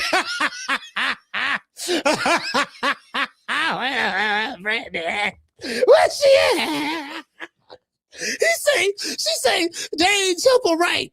Me and my sister could do better than that. This is so fucking stupid. This is so stupid. And she right though. She is right. Listen, she is right about that. She could. You gotta jump them. You gotta do a better job than that. Now you gonna jump somebody, dog. Listen, hold on. This is the key to jumping. This jumping 101. Jumping 101. The key to jumping is everybody gotta rush them at the same time. We're gonna rush them at the same time. And listen. You jump on his back. I'm gonna be punching him in the face. And while he trying to get you off his back, we gonna be, you know what I mean? Ain't gotta be like that. You just can't. You just can't. Okay, you go. Okay, now you go. All right, you go. Now I'm gonna go. Okay, wait a minute. Then while he fighting one, you sitting there just looking. Come on, man. You gotta listen. Like you gotta be aggressive. What she said? Hey, what you say? She said, I gotta step outside. I'm finna get fired. You finna get fired. Now, I want you to get fired. Now, hold on. Now, I want you to get fired, sis. Yeah, I want you to get fired. Now, I do not want to be blamed for nobody getting fired. If you at work right now, put your headphones in or something like that and just try to hold it in. You know what I mean?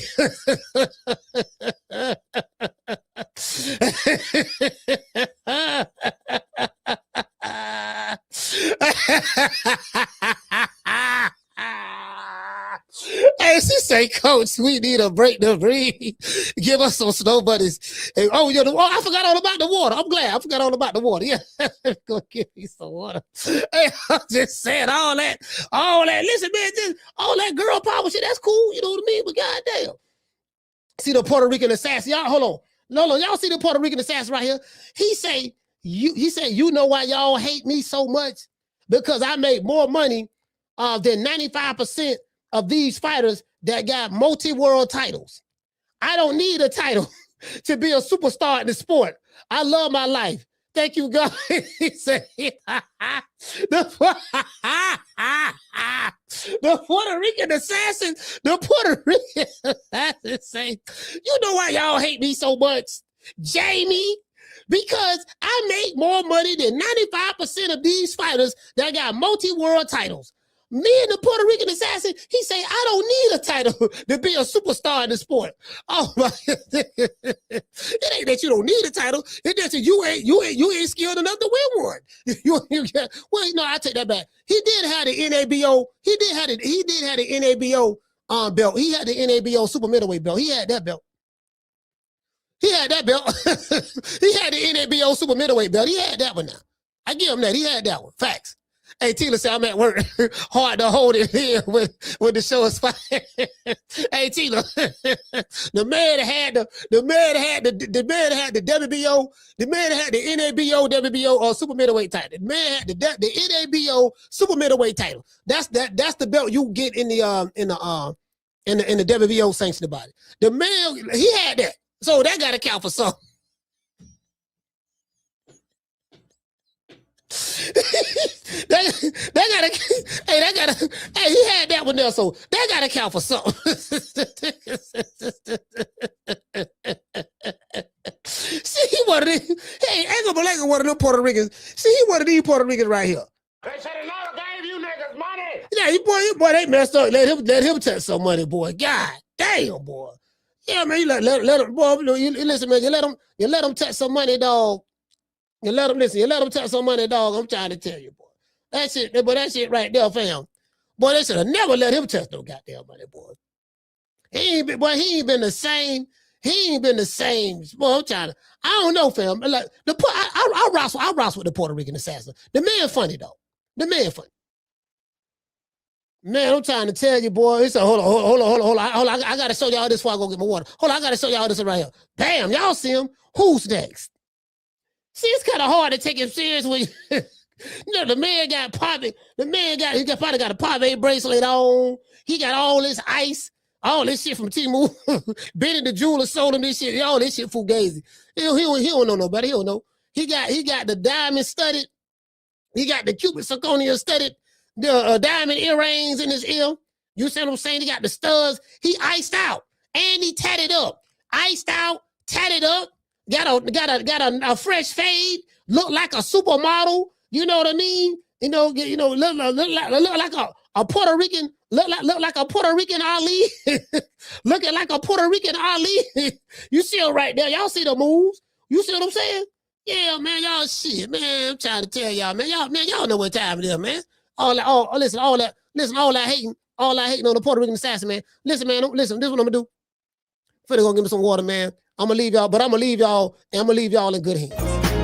See your eyes shine, she's my snow bunny, please. In the winter lights, too, she's my sweet dust of free. Talk to my nose, this lover's got it so raw.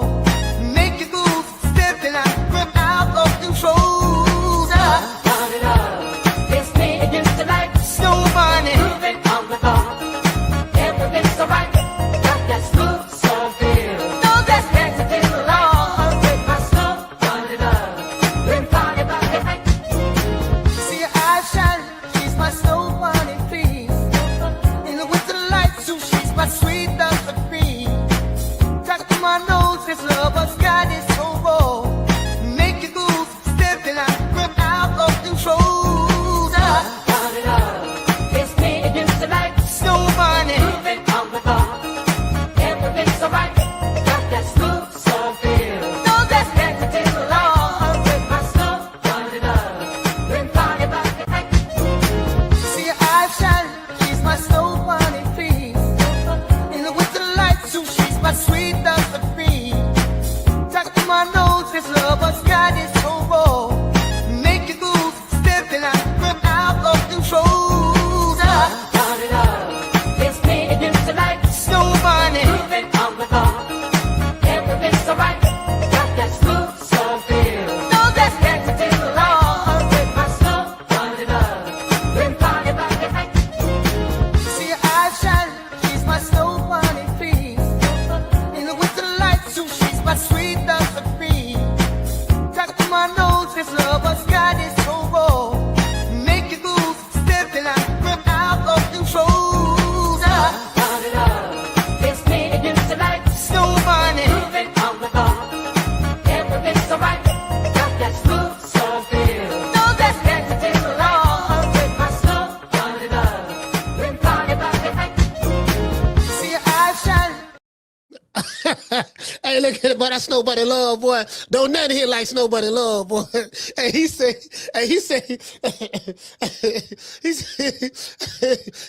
when her eyes shine, she's my Snow Bunny queen. I was gonna say, in the winter night, she's my sweet recipe. I was like, damn.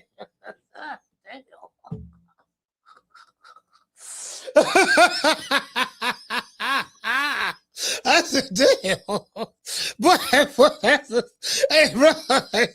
gonna be hard to top that one, boy. Boy, look here, boy. That's dedicated.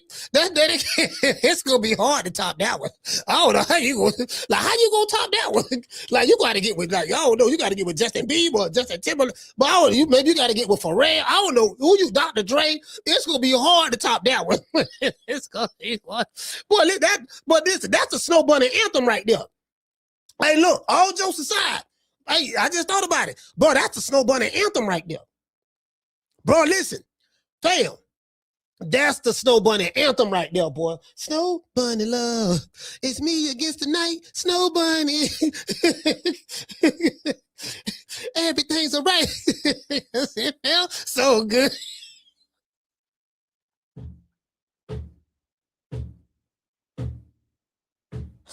Bro, fail. See, that song. We gotta get that song out to the world, dog. We gotta get that song out to the world. But I'm gonna tell you something, bro.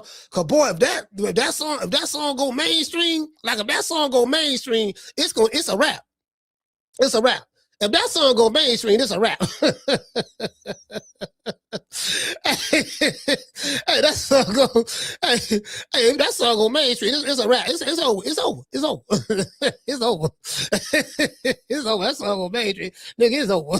You can forget it. Hey, you know what I'm saying? Hold on.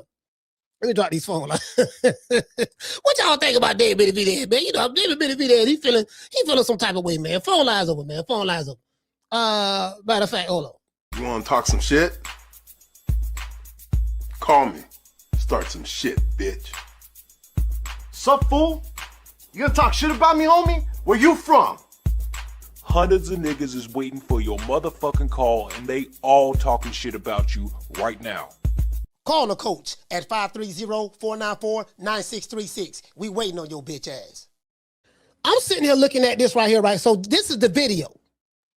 This is the video right here. I did feel for me wanting that fight, yeah. It's a fight I've been calling for years. I'll just be honest, I did feel sour. I feel sour because, you know what I mean, he beat my brother and then he came up to my fucking weight class and they got the shot before me, you know what I mean? So I'm like, damn, bro, like, let's get this dude out of here. It's just, I felt like I could, you know, I mean, that could have been me. I could have been in that position with my hand being raised, beating one of the best fighters in the world. But for me, wanting that fight, yeah. Yeah, so he just feeling some type of way about, you know, I don't think he like it said he can't be he can't be friends with Crawford. You know what I mean? Say Dave Benavidez explained why him and Crawford couldn't be friends.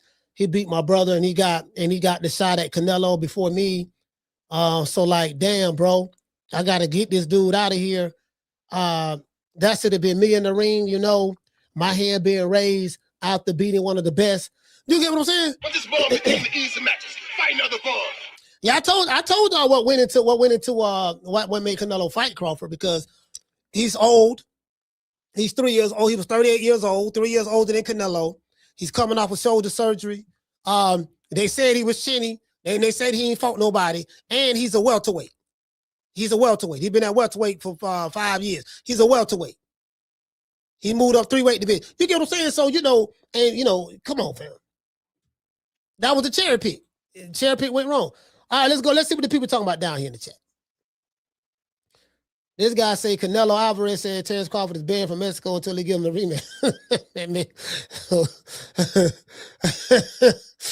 Adrian Broner. This a parody account. Has to be. Yeah, because this video right here is edited. They edited that video. According to Boston, say it's not Crawford's fault that Canelo ducked. Yeah, now that is true. I agree with this. It's not Crawford's fault that Canelo ducked. He say, you know what I mean? So, you know.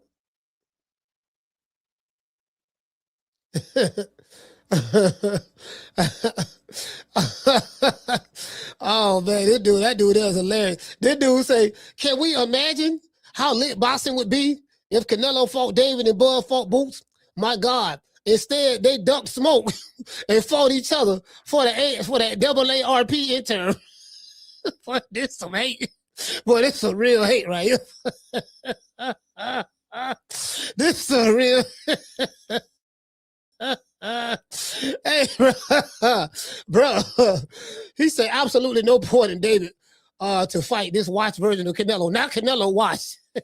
Was he watched before Crawford or after Crawford? Because I remember what was said prior to the fight. Now they saying Canelo watched. So the question I have is this. Okay, when did you come to the conclusion that he was watched? Was he watched before the Crawford fight or after the Crawford fight? And if you felt he was watched before the Crawford fight, why you wasn't saying that before the Crawford fight? Remember we saying the dude out there? He said, hey, Terence, this and Dick what the Terence. He said, yeah, what's up? He said, hey, Terence, how you doing? You know what I mean? I'm Hector.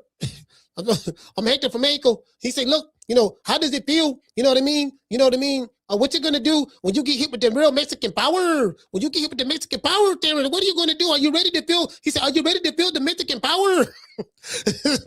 He went up there with that bullshit. That's what they were saying before. Hey, hold on. Now we ain't finna let him slide. We coming back. Hold on. We're not finna let him slide. Then we can't forget about Liza. Liza came out with, you know, keep Canelo's name out of your mouth, Terence Crawford, because there's levels to this, and these levels above you, bro. Like, you know, that's what they was. I know what they were saying before. That's what they were saying. Sometimes you got to pull them receipts up. You got to pull them receipts up, because what happens is they be forgetting, and they try to have revisionist history. They be forgetting. I'm like, nah, baby boy, this what you said in September. This what you said in August. August 3rd, 2025, this what you said. On the day of the fight, September 13, 2025, but this what you said on the day of the fight. You got to show them receipts, because if you don't show them receipts,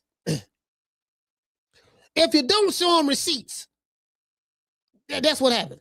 Oh, who this dude? Oh, this the dude from Destination Smokehouse. Yeah, buddy, you messed up big time, buddy. You messed up big time. Hey,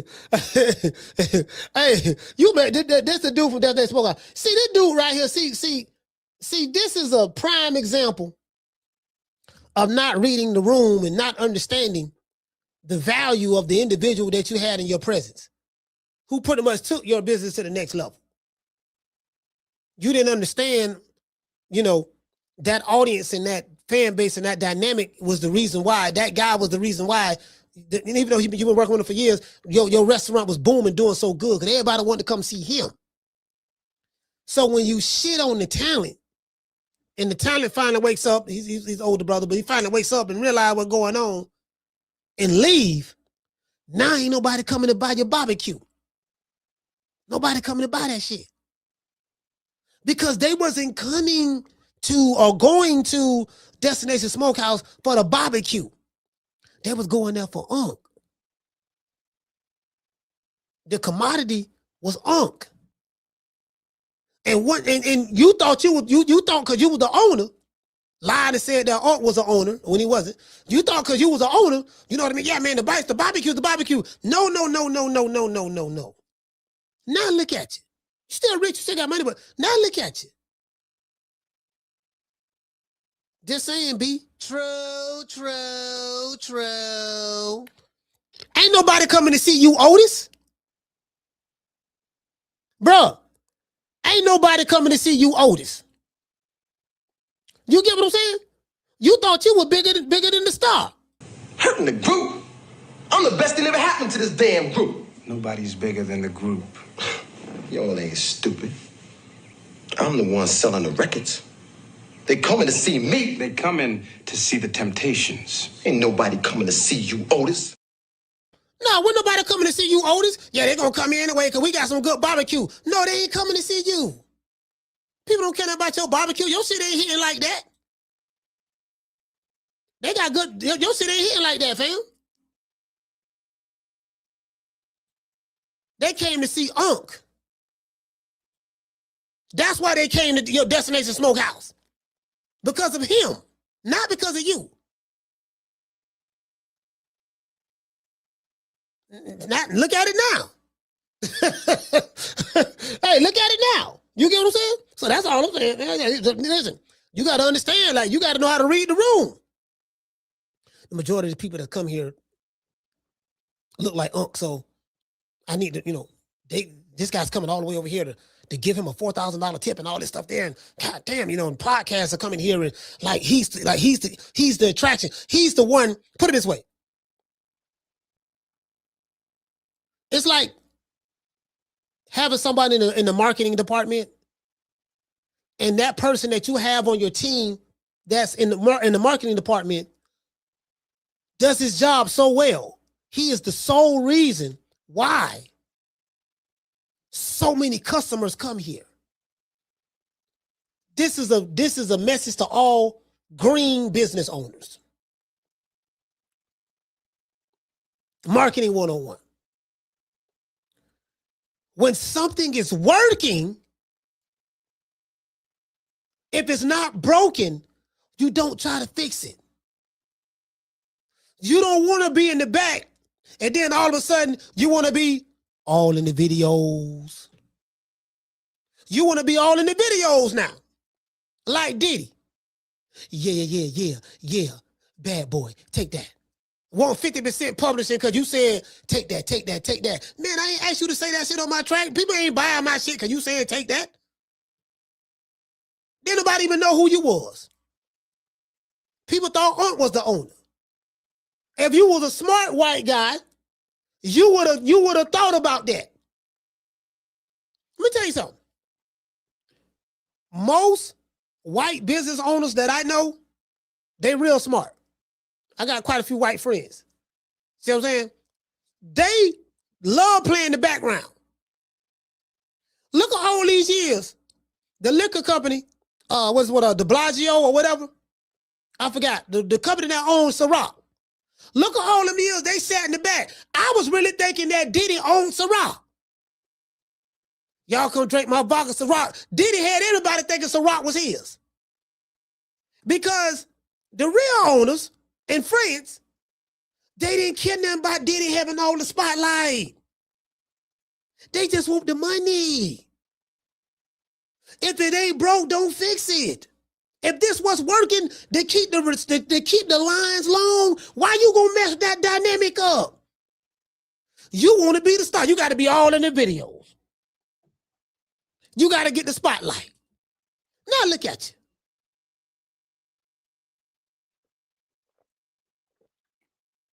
You're talking about the group. Yeah, man, you know, Walter gets a lot of attention here, but, you know, just to put it all on Walter and say he's the reason why we're successful, that's disrespectful to everybody else who works here who helped build Destination Smokehouse. That sounded like hurting the group.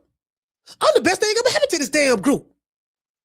Nobody's bigger than Destination Smokehouse. Y'all ain't stupid. I'm the reason why the customers are here.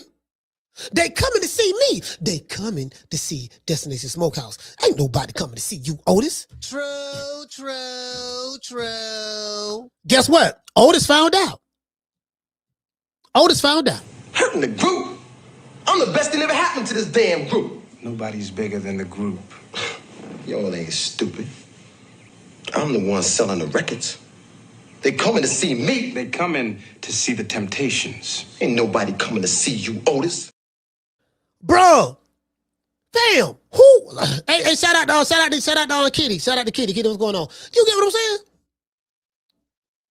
Can't nothing about what they think. If they let them think. Let them think you the boss. You the guy. And Diddy dancing in the video. Ciroc this and Ciroc that. Then when the scandal came out with him and Cassie, you all know he in prison right now. Then we find out. Then when he sued, when he sued the liquor company, sued him. What was the worst thing that he could have done? He wanted a percentage. He wanted ownership. He wanted his own liquor line. And I'm looking at all the money I made y'all, and I made y'all $1 billion and all that stuff there. Fam, you signed the contract.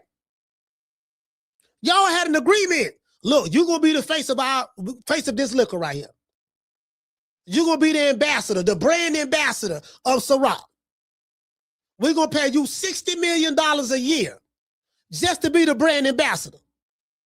I ain't got no problem. You gonna pay me what? $60 million a year? Yeah, I'll be the brand ambassador. What you want me to tell them? Yeah, okay, yeah. You tell them it's yours. It's your liquor and all that there. You know, I'm just trying to. And then the urban market. You know, you the face of that. They're gonna buy it because you know it's cool. That's Diddy. You look like them, this and that. Yeah. You get what I'm saying? You gonna do the shimmy and all that there. You gonna be, you feel me? You know, you get the rapper. No, get the rapper Rick Ross, get the rapper Rick Ross, not the real Rick Ross. I know the real Rick Ross. I talk to him probably about 3 times a week. That's my man, main man. You know what I'm saying? No, we talking about his real name is Ricky Ross. That's his real name. No, you know what I mean? So get the rapper from Miami, Rick Ross, get him, you know, you can get Fresh Montana. Shoot some videos of Fresh Montana. You know what I mean? And you can Diddy Bop all on the track and have the bottle of Ciroc and all that there. Like everything was cool. Then he got greedy. True.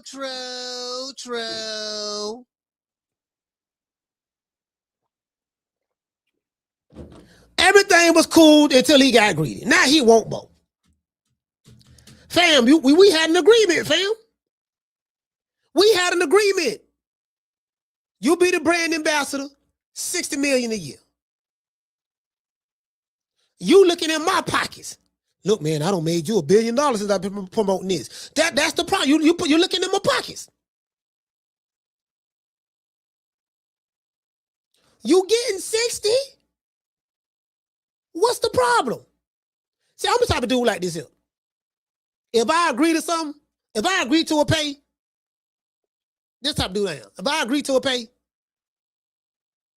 I ain't gonna be coming back later on talking about something. Yeah, dog, you know what I'm saying, dog, I'm finna sue you, dog, cause man, I probably been getting paid more than that. It's a way to go about doing things. Hey man, you know what, man? This is a nice deal we got, man. The contract expiring right now. Listen, you've been very valuable to me, and I've been very valuable to you. I have helped increase your bottom line to $1 billion since I've been the brand ambassador of this brand, Ciroc. Is there any way that you can allow me to buy at least 2 or 3% stock in the company or whatever? You know, make me a 3% owner or something of that sort of the brand. And you work that stuff out in the background. And you just keep working it and working it and working it. You don't make a spectacle of it.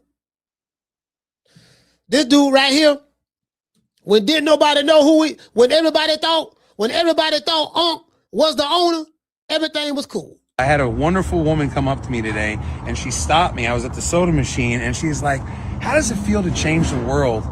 And I kind of knew what she meant, but I was a little bit struck at first. And then I was like, well, what do you mean? She's like, I see everything that's going on inside here, and it's a beautiful thing. We feel like family. And that's wait.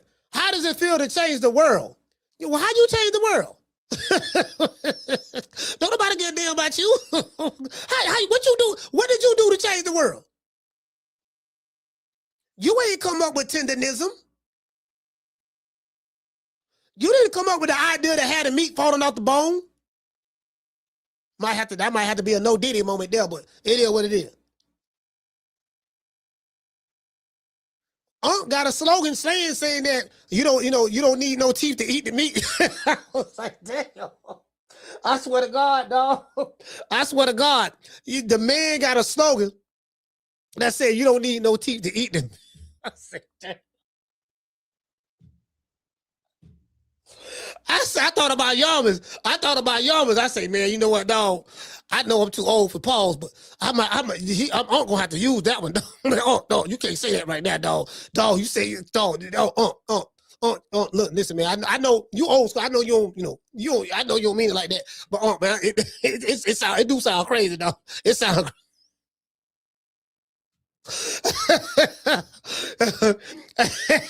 That shit sound crazy, dog. I ain't gonna lie, dog. Bro, I'm telling you, y'all think I'm lying, look it up. Dead ass. I ain't making it up. That's what we do here at Destination, okay? All this ain't nobody there. Other stuff, guys, please, if you learn anything from what we're doing here, everybody in this building is loved. Everybody that's a part of it is. See, this called nigga-splaining. This nigga, you know what he doing right now? This nigga-splaining. If y'all don't know what nigga-splaining is, let me give you an example of what nigga-splaining is. We must internalize the flatulation of the matter by transmitting the effervescence of the Indonesian proximity in order to further segregate, to preclude on the issue of world domination would only circumvent, circumcise the revelation that reflects the aphrodisiac symptoms which now perpetrates the Jericho's activation. See, that's niggas playing. He niggas playing. I don't know what the hell he is. Everybody is loved. I can't pay my bills with love. Fuck love, nigga. Where the money? You know what I mean? Everybody's loved. We're one happy family. We changed the world. Fam, didn't nobody know who you were, dog. You want to be all in the videos. You want to be known, and that's what happened, fam. That's what happened. Now guess what? Ain't nobody going there. Well taken care of, and we love each other. And that's what it's all about. All this hatred and trying to separate people and divide and conquer, that's not going to happen here. It already don't. Oh, my God. What the nigga, is you crazy?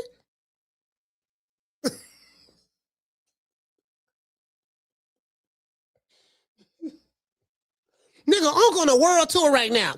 Uncle on a world tour cooking for the Isley brothers, Ron Isley. Man, the man on the world tour right now. You right now, and listen, you can't get 3 people to come to your goddamn barbecue spot now. Nobody. We've been doing this for 6 years. We know what we're doing. We're not going anywhere. So come out, check out Destination Smokehouse. You're gonna have the best time of your life with great food, great entertainment, great energy, great everything. We'll see you guys soon. Stop, nigga. It's over. It's over. It's over, dog. Boy, it's over, bro. Fair. Nigga, it's over.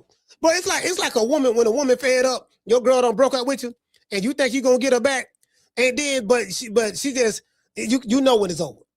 Because they go to turn a little cold against you. They can't really stand to look at you. Just like when they talk to you, they ain't got no emotions, like you dead to them.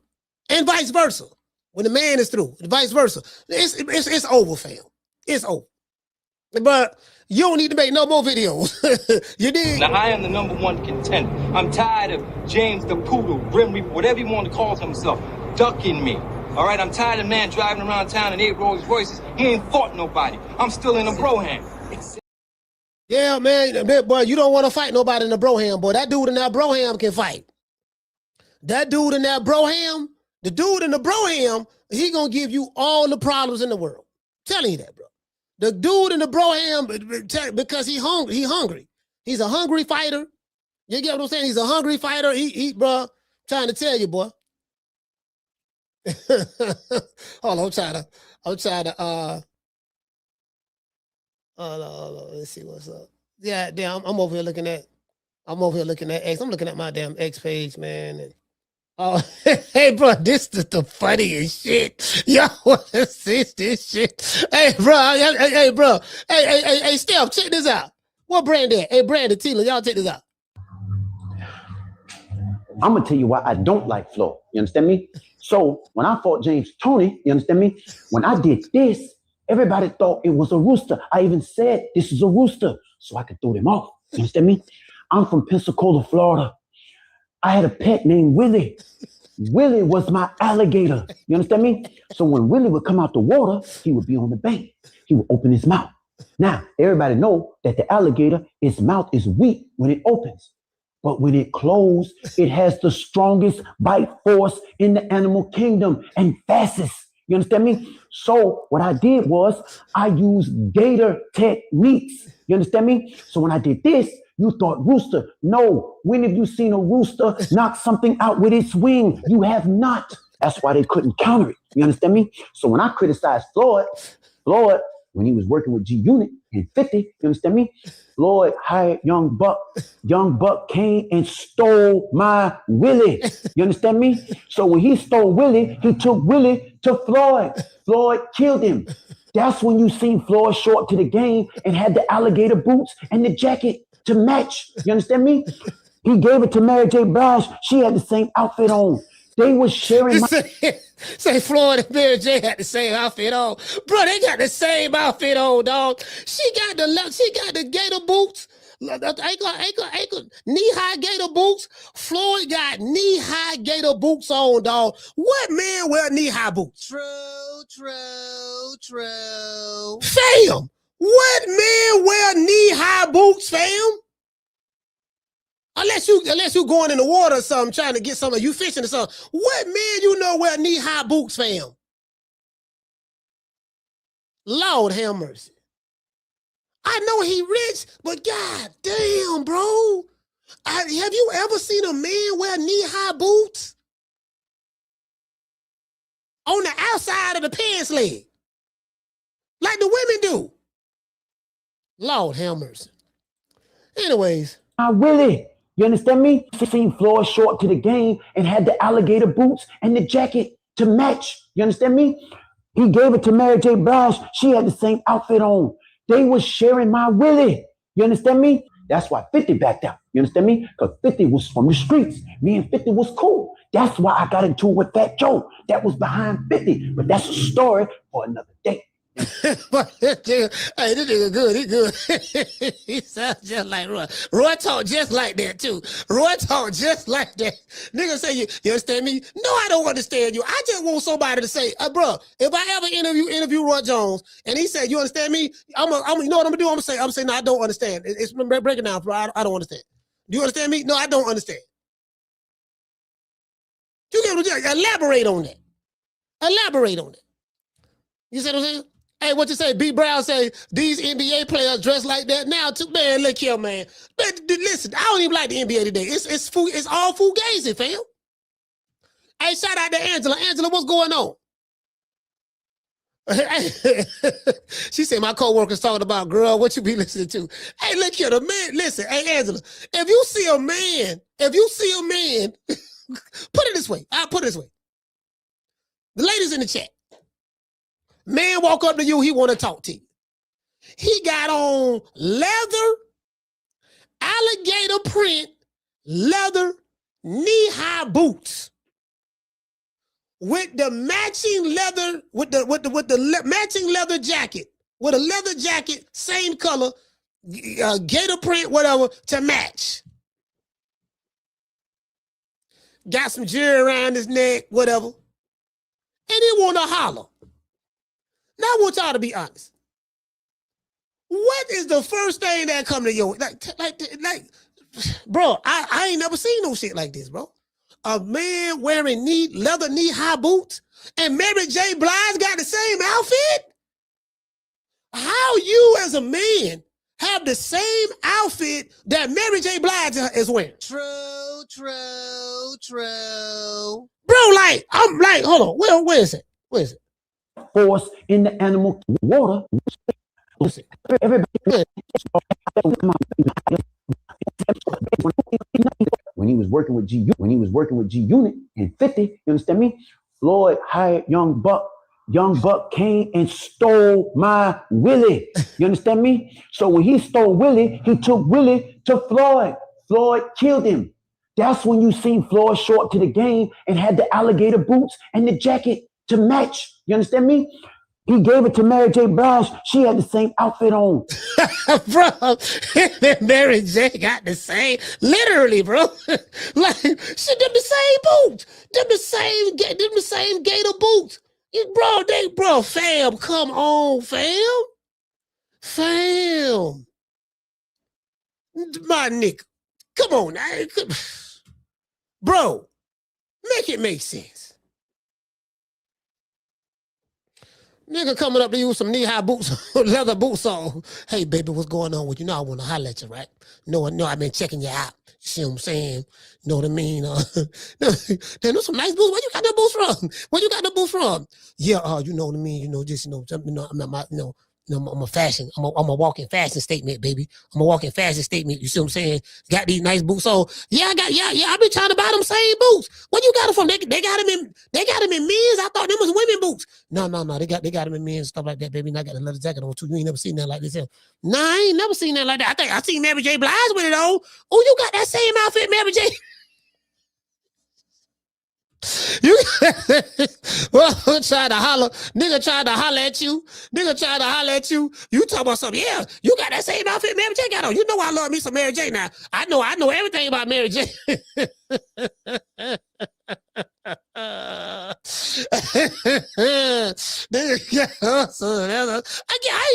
ain't knocking nobody what they, you know what I mean? If they teachers though, if that's what he like to dress, that's how he like to wear shit. You know what I'm saying? But bro, I just thought about it. Floyd Mayweather wearing leather boots, bro. I love me some Mary J. So I'm like, man, you know what, man? Who wore this outfit better, Mary or Floyd? We gonna pivot a little bit. Who is wearing this outfit better, Mary J or Floyd Mayweather? Anybody? Who wearing it better, Mary or Floyd? I ain't gonna lie. I ain't gonna lie. I'm gonna have to get a nod to Mary. Mary looking good over here, boy. She looking real good over there. I'm gonna have to get to Mary. You know, this Floyd over here with a little tank. This one tank. I think they would take him like 13. I think they would take him like 13. He over there. You see what I'm saying? Floyd over there. Bro, nothing. Again, I know Floyd a really good fighter. But bro, this don't look manly at all. It look like he got some tight leggings on.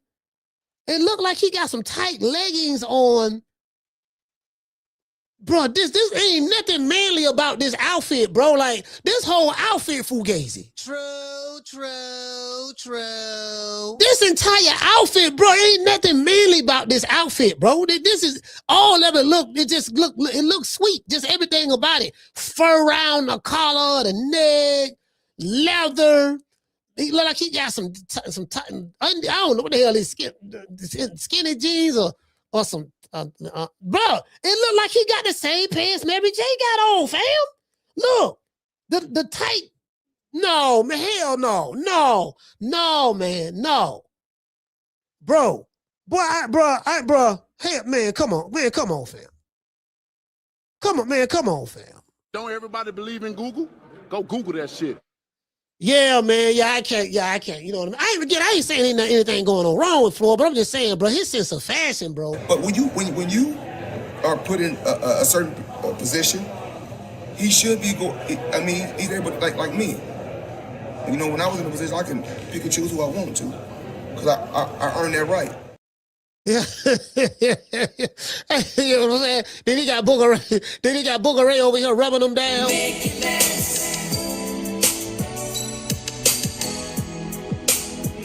it last forever. Don't let I love me.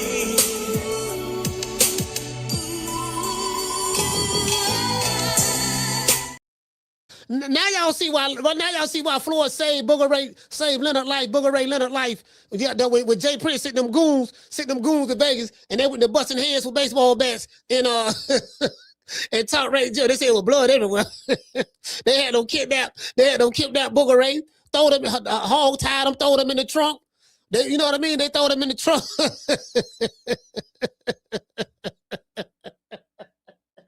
Booger Ray calling, oh my gosh, Floyd, they got me, Floyd. Floyd, they got me. Leonard, what's wrong, Leonard? What's wrong? What you mean, what's wrong? Jay Prince got me, Floyd. You didn't pay him the money. My gosh, Floyd has already said they got a ditch in the desert for me, Floyd. I'm not going to see my family anymore. Floyd, please, I've been good to you, Floyd. I've been good. Leonard, you have been good. You've been loyal. You've been good and loyal. Leonard, you know. No one rubs my nipples in between rounds the way you do, Floyd. I mean, Leonard, you know, no one. I don't know. I need you. They're percolating right now. Just the thought of it. I know, Floyd. Please save me. Pay him the money. Let me call Bob McGill. Come on, fam. Shit. Hey, see, remember I was telling y'all the other day. I say, look, when you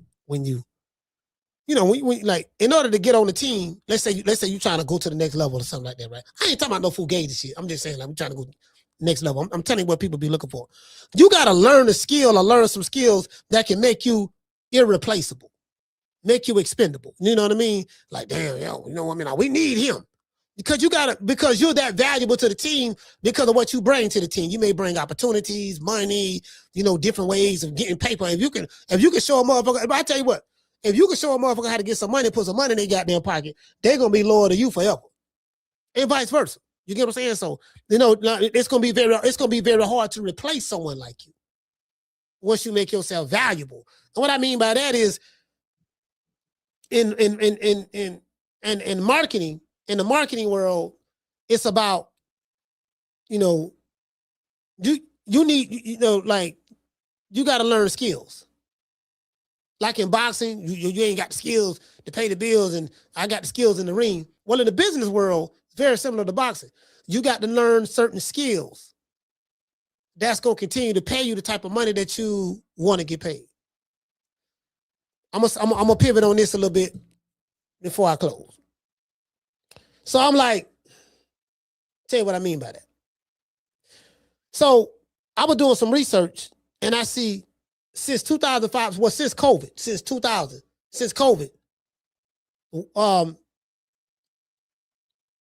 states like California, New York, people have been leaving in droves. And they've been moving to Texas. I think Texas might be number one if I'm not mistaken. Florida. South Carolina.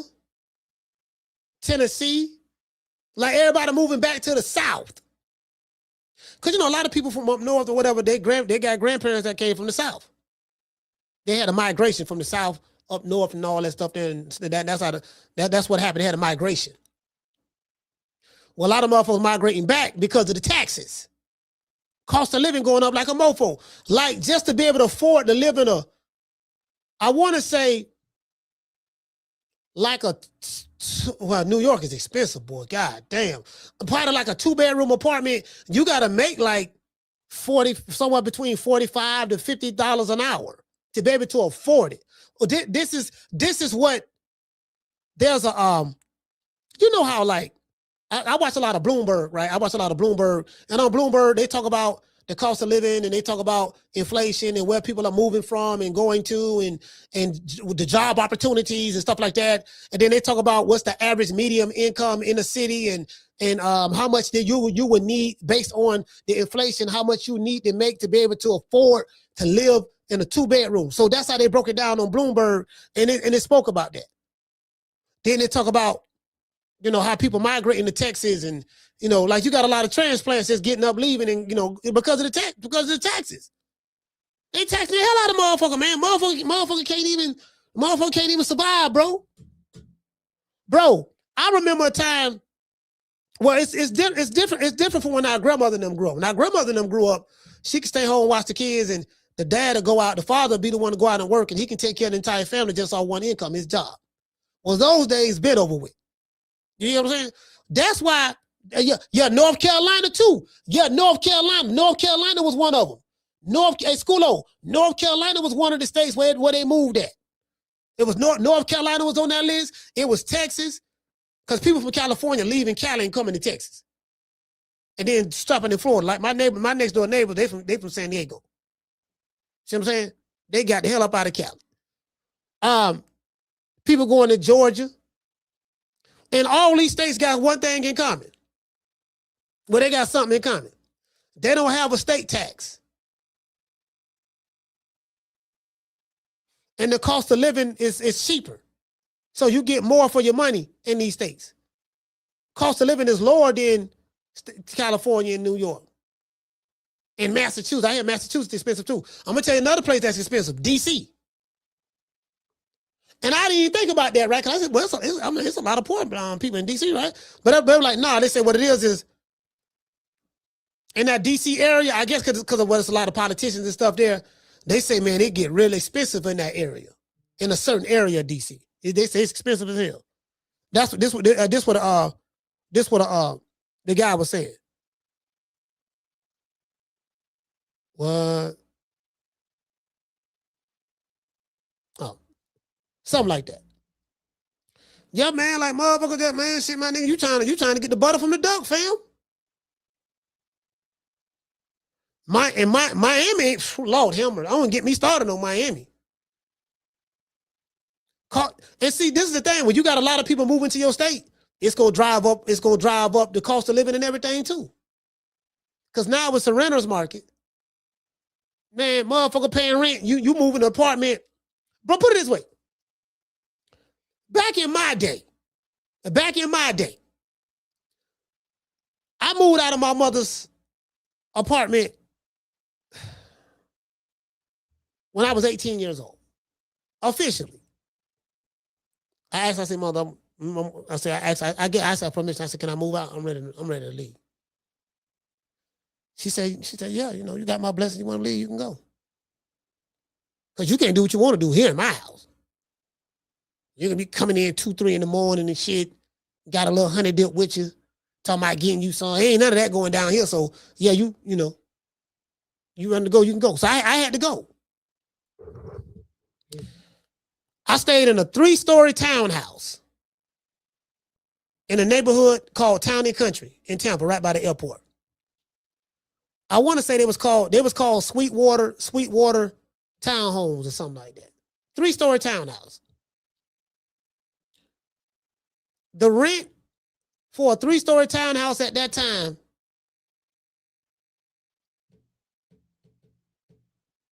it was $1,200.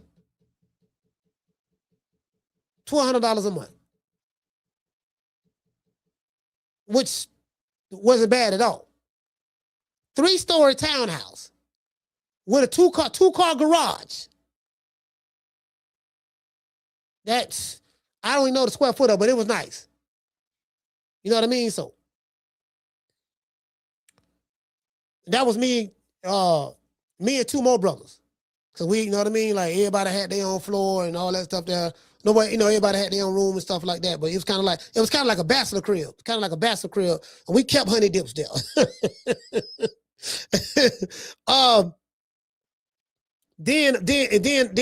When I left, and then I ended up getting another apartment on my own solo that following year, my rent was like, I had a 2-bedroom apartment. My rent was like $450 a month. $450 a month. Light bill, didn't have to pay no water bill because that's factored in. But yeah, light bill, you know what I mean? $450 a month. That's 1993. Today, that same 2-bedroom apartment gonna rent you anywhere probably between $1,800 to $2,000 a month. And rent goes up, some places would say every year or every other year. You can't make this up, bro. That's what you can't make it up. So that way everybody, they like I'm hearing a lot about people moving to Texas. They moving here too. Rent done went up so much in Miami, it's unlivable. What you say, H-Town T? He said, yep, shit expensive in Texas. Because, bro, how you know? Check this out. Hold on, T. I don't, hell, I don't want no damn feedback, man. What the hell, y'all? Yeah, my bad. Hey, T, how you know the cost of living going up? Because there's an influx of transplants that's moving to your city. And then I'm going to tell you what normally happens. So there's a migration going on and you don't even realize it. Just like you had a migration going on when Joe Biden was president and all the illegals was coming across the border being able to do what they want to do. And I explained this situation to somebody. I said, bro, because you can't do that. You can't do that over there. Yeah, you just can't do that over there. And really in no goddamn country, to be honest with you. But what happens is, T, when you got a migration going on and everybody's migrating, a good population is migrating to your state, they need, that's more resources that the people are going to take up. Prices are going to go up because there's more of a demand for food, shelter, clothing, whatever. Then you look at the geopolitical aspect of it, or what's going on from geopolitical standpoint with politics. But just on a local level, that's what's going on. It put a strain on the city's resources. And then wherever you see a big migration of people leaving from somewhere and going somewhere, jobs normally follow too. Texas got a lot of job opportunities, depending on which industry you're in. Depending on which industry you're in, Texas got a lot of job opportunities. Now, if you ain't got no skills, because we begin this conversation talking about skills. If you don't have no skills, then you're not going to be able to make it in this economy. You got to know some shit. Because I'm going to tell you like my mentor told me. He said, you don't have a money problem, you have a skill problem. I said, what the fuck you mean? I ain't got a money problem. Because, you ain't, like, you tired of every time you get a check, you on a fixed income, you spend all your money by the time, because your bills, like every month, it's like, damn, where my money going at?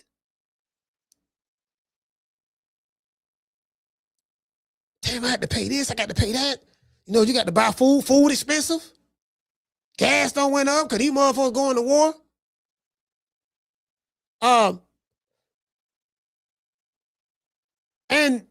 But the wage ain't going up. So, cost of living going up, but I'm making the same amount of money. I'm making the same amount of money, but the rent don't went up. The food don't went up. Gas don't went up. Everything don't went up, but I'm making the same amount of money.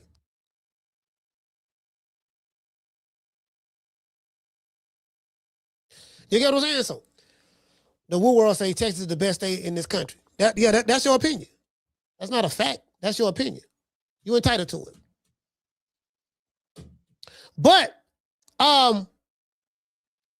It's Texas. It's Florida. Florida number 2 right behind Texas. I'm talking about where people migrating at. And North Carolina. And North Carolina. Somebody said North Carolina. North Carolina was on that list. I think Schoolo said North Carolina was on that list. Memphis was on. I'm not Memphis. Tennessee was on that list. Tennessee was on that list. Everybody moving back to the South. Georgia was on that list. It's too expensive everywhere else. But this is the thing. In the southern states, prices are going to finna go up now too. Look how expensive it is to live in Atlanta. Look how expensive it is to live in Atlanta. And then you get what I'm saying? Bro, like, the tax rate in Texas is wonderful. Tax rate in Florida is wonderful. But back to the skills. My mentor say, you ain't got a money problem, you got a skill problem. This, if you guys ever get involved in marketing and stuff like that, advertising, when you get involved in advertising, and of course, marketing is very broad. So of course you got to be a marketing expert or something, not expert, but you got to specialize in a certain niche. Cause that's a broad term. Marketing, what the fuck that mean?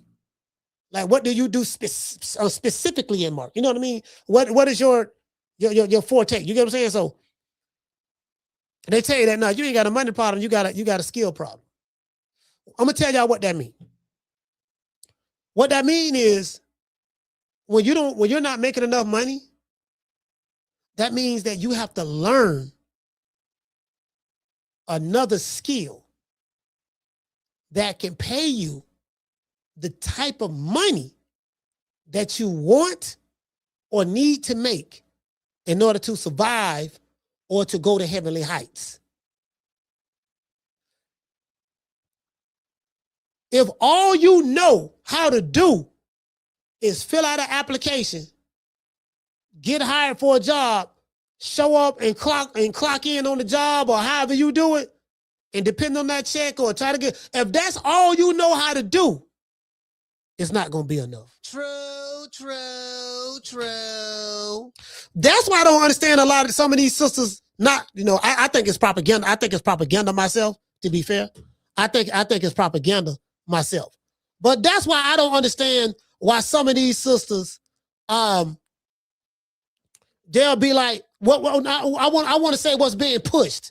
What's being pushed in the mainstream media. What's being pushed in the mainstream media, yeah, girl, I'm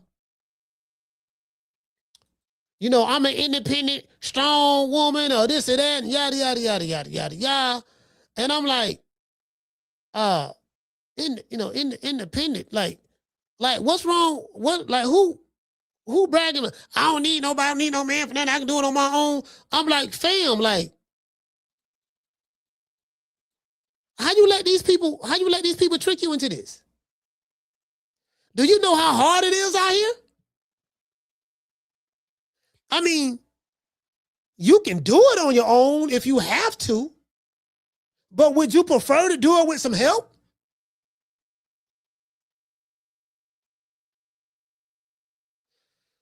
I don't need no man. I pay my own bills. I got this, I got that, yada, yada, yada, yada. But do you have a job? Yeah, I got one. Okay, then you need somebody. You needed this company or whoever owned this company to give you the opportunity to work here so you can make the money so you can take care of yourself. And everybody ain't doing all right. Every time I'm looking on social media, now all these strong and bad, no, come on, look, man, cut it out. We live in the real world. We know what the hell going on. We know what the hell going on. You can tell somebody else that bullshit. I know what's going on. I live in the real world. I live in reality. What is it that you do? I don't know no job hiring baddies. Shout out to Damien. What did he say? He said, I ain't going 50-50 in this new BS. Shit. What skills do you have in order? And I'm gonna take it a step further.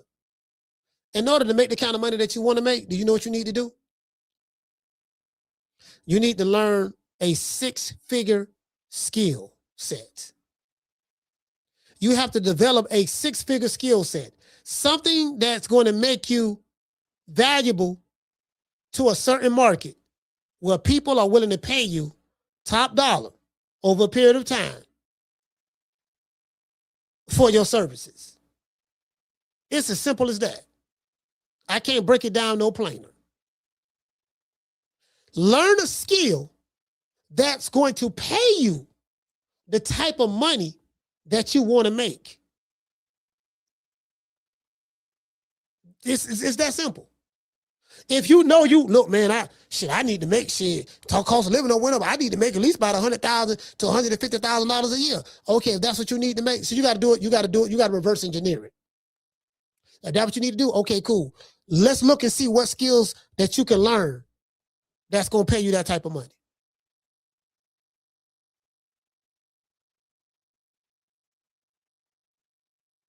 And if you don't know what to come up with, get ChatGPT to help you. Go to ChatGPT and say, ChatGPT, I'm finna give you a prompt right now. I'm very, very good at ChatGPT prompts. I'm very good at it. ChatGPT, I'm a 35-year-old male, broke, ain't got no money. Cost of living is going up in 2026. Just ask it, how much money do I need to make in order to be able to survive in today's economy in my city or whatever. Just put that prompt in there. Ask it just like that. Maybe ask it just like that, and it'll tell you. You need to make such. Then you look at everything. Okay, this how much I'm paying, food, rent, this and that. All right, damn. Okay, cool. All right. And then you ask it. All right, ChatGPT, what jobs, what skills? I don't have a college degree. I don't have this and that. Whatever the case may be. What skills can I learn that's going to pay me $150,000 a year from the position of an entrepreneur who don't have a college degree, and I won't get hired at IBM or nothing of that sort, or whatever the case may be, and just put that in there. And it'll give you a list of skills that you need to learn. It might be a plumber, it might be an electrician, it might be just anything. And then you look at that, and be like, okay, in order for me to make the type of money that I want to make, I need to learn this skill. So let me learn this skill, because there's a demand for this market. That's how you do it. True. Yeah, that's how you do it. Let's give everybody a round of applause.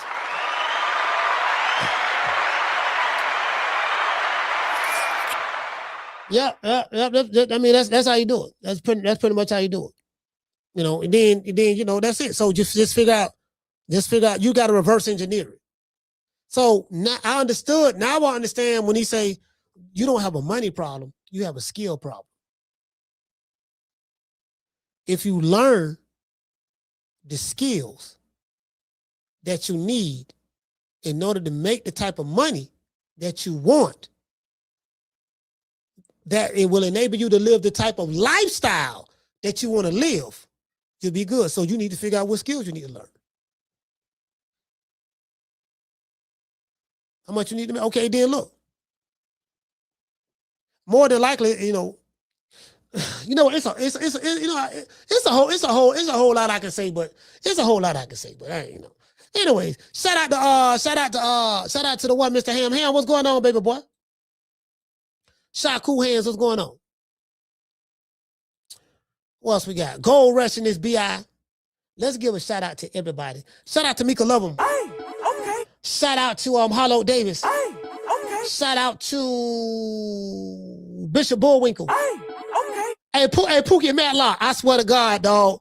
My homeboy Pookie, I spoke to him today. Oh, Pook dog. Pook. I spoke to Pook today, 12:23 p.m. He moved back to Atlanta. He moved to Atlanta. Him and his wife moved to Atlanta. He left Tampa, went to Atlanta, went to Houston. He said he ain't liked it in Houston. He said he ain't like it in Houston. He said the people was real nice though. I said, yeah, people in Texas real nice. People in Houston real nice. They are. He said he ain't like it. He said he back in Atlanta. I told him I'm gonna come up there and see him. This my dog. I'm talking about this dude right here. But we listen. A lot of stories I told y'all on this show, he was a part of those stories. I'm gonna get him on the show and he'll tell you everything I said is 1,000% true. Like literally. Him and JT.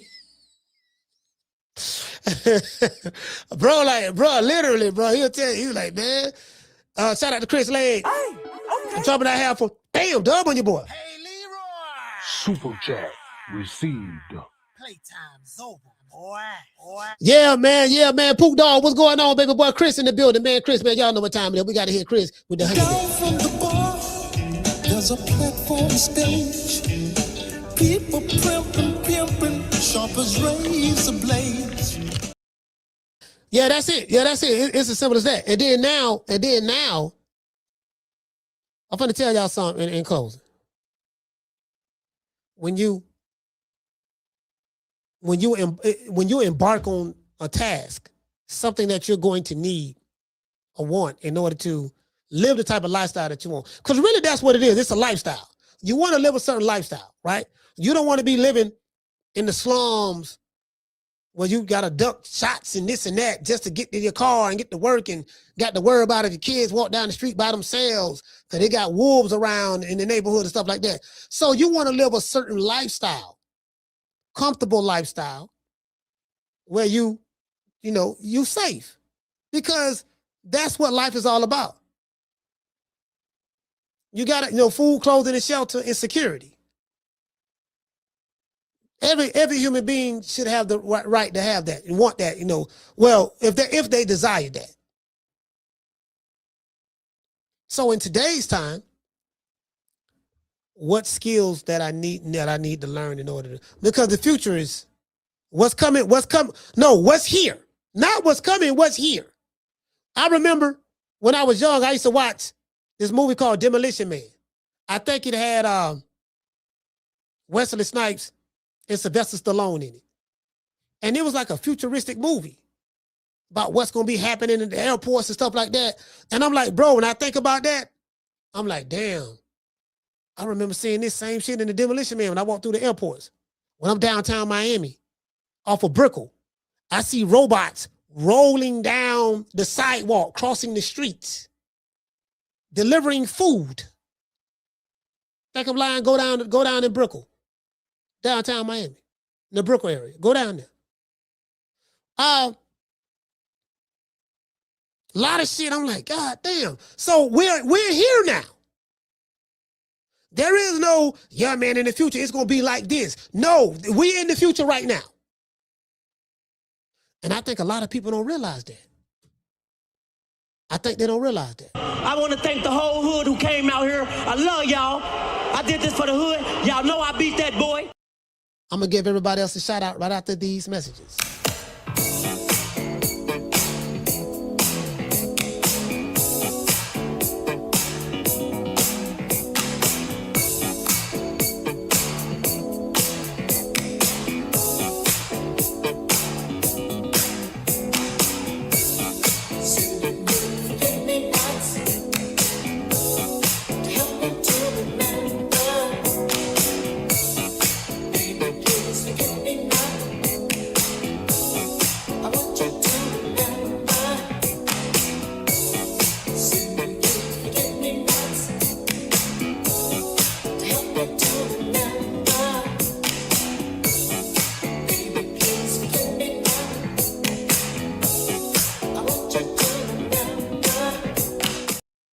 Yeah, man. Shout out to Miss Jess.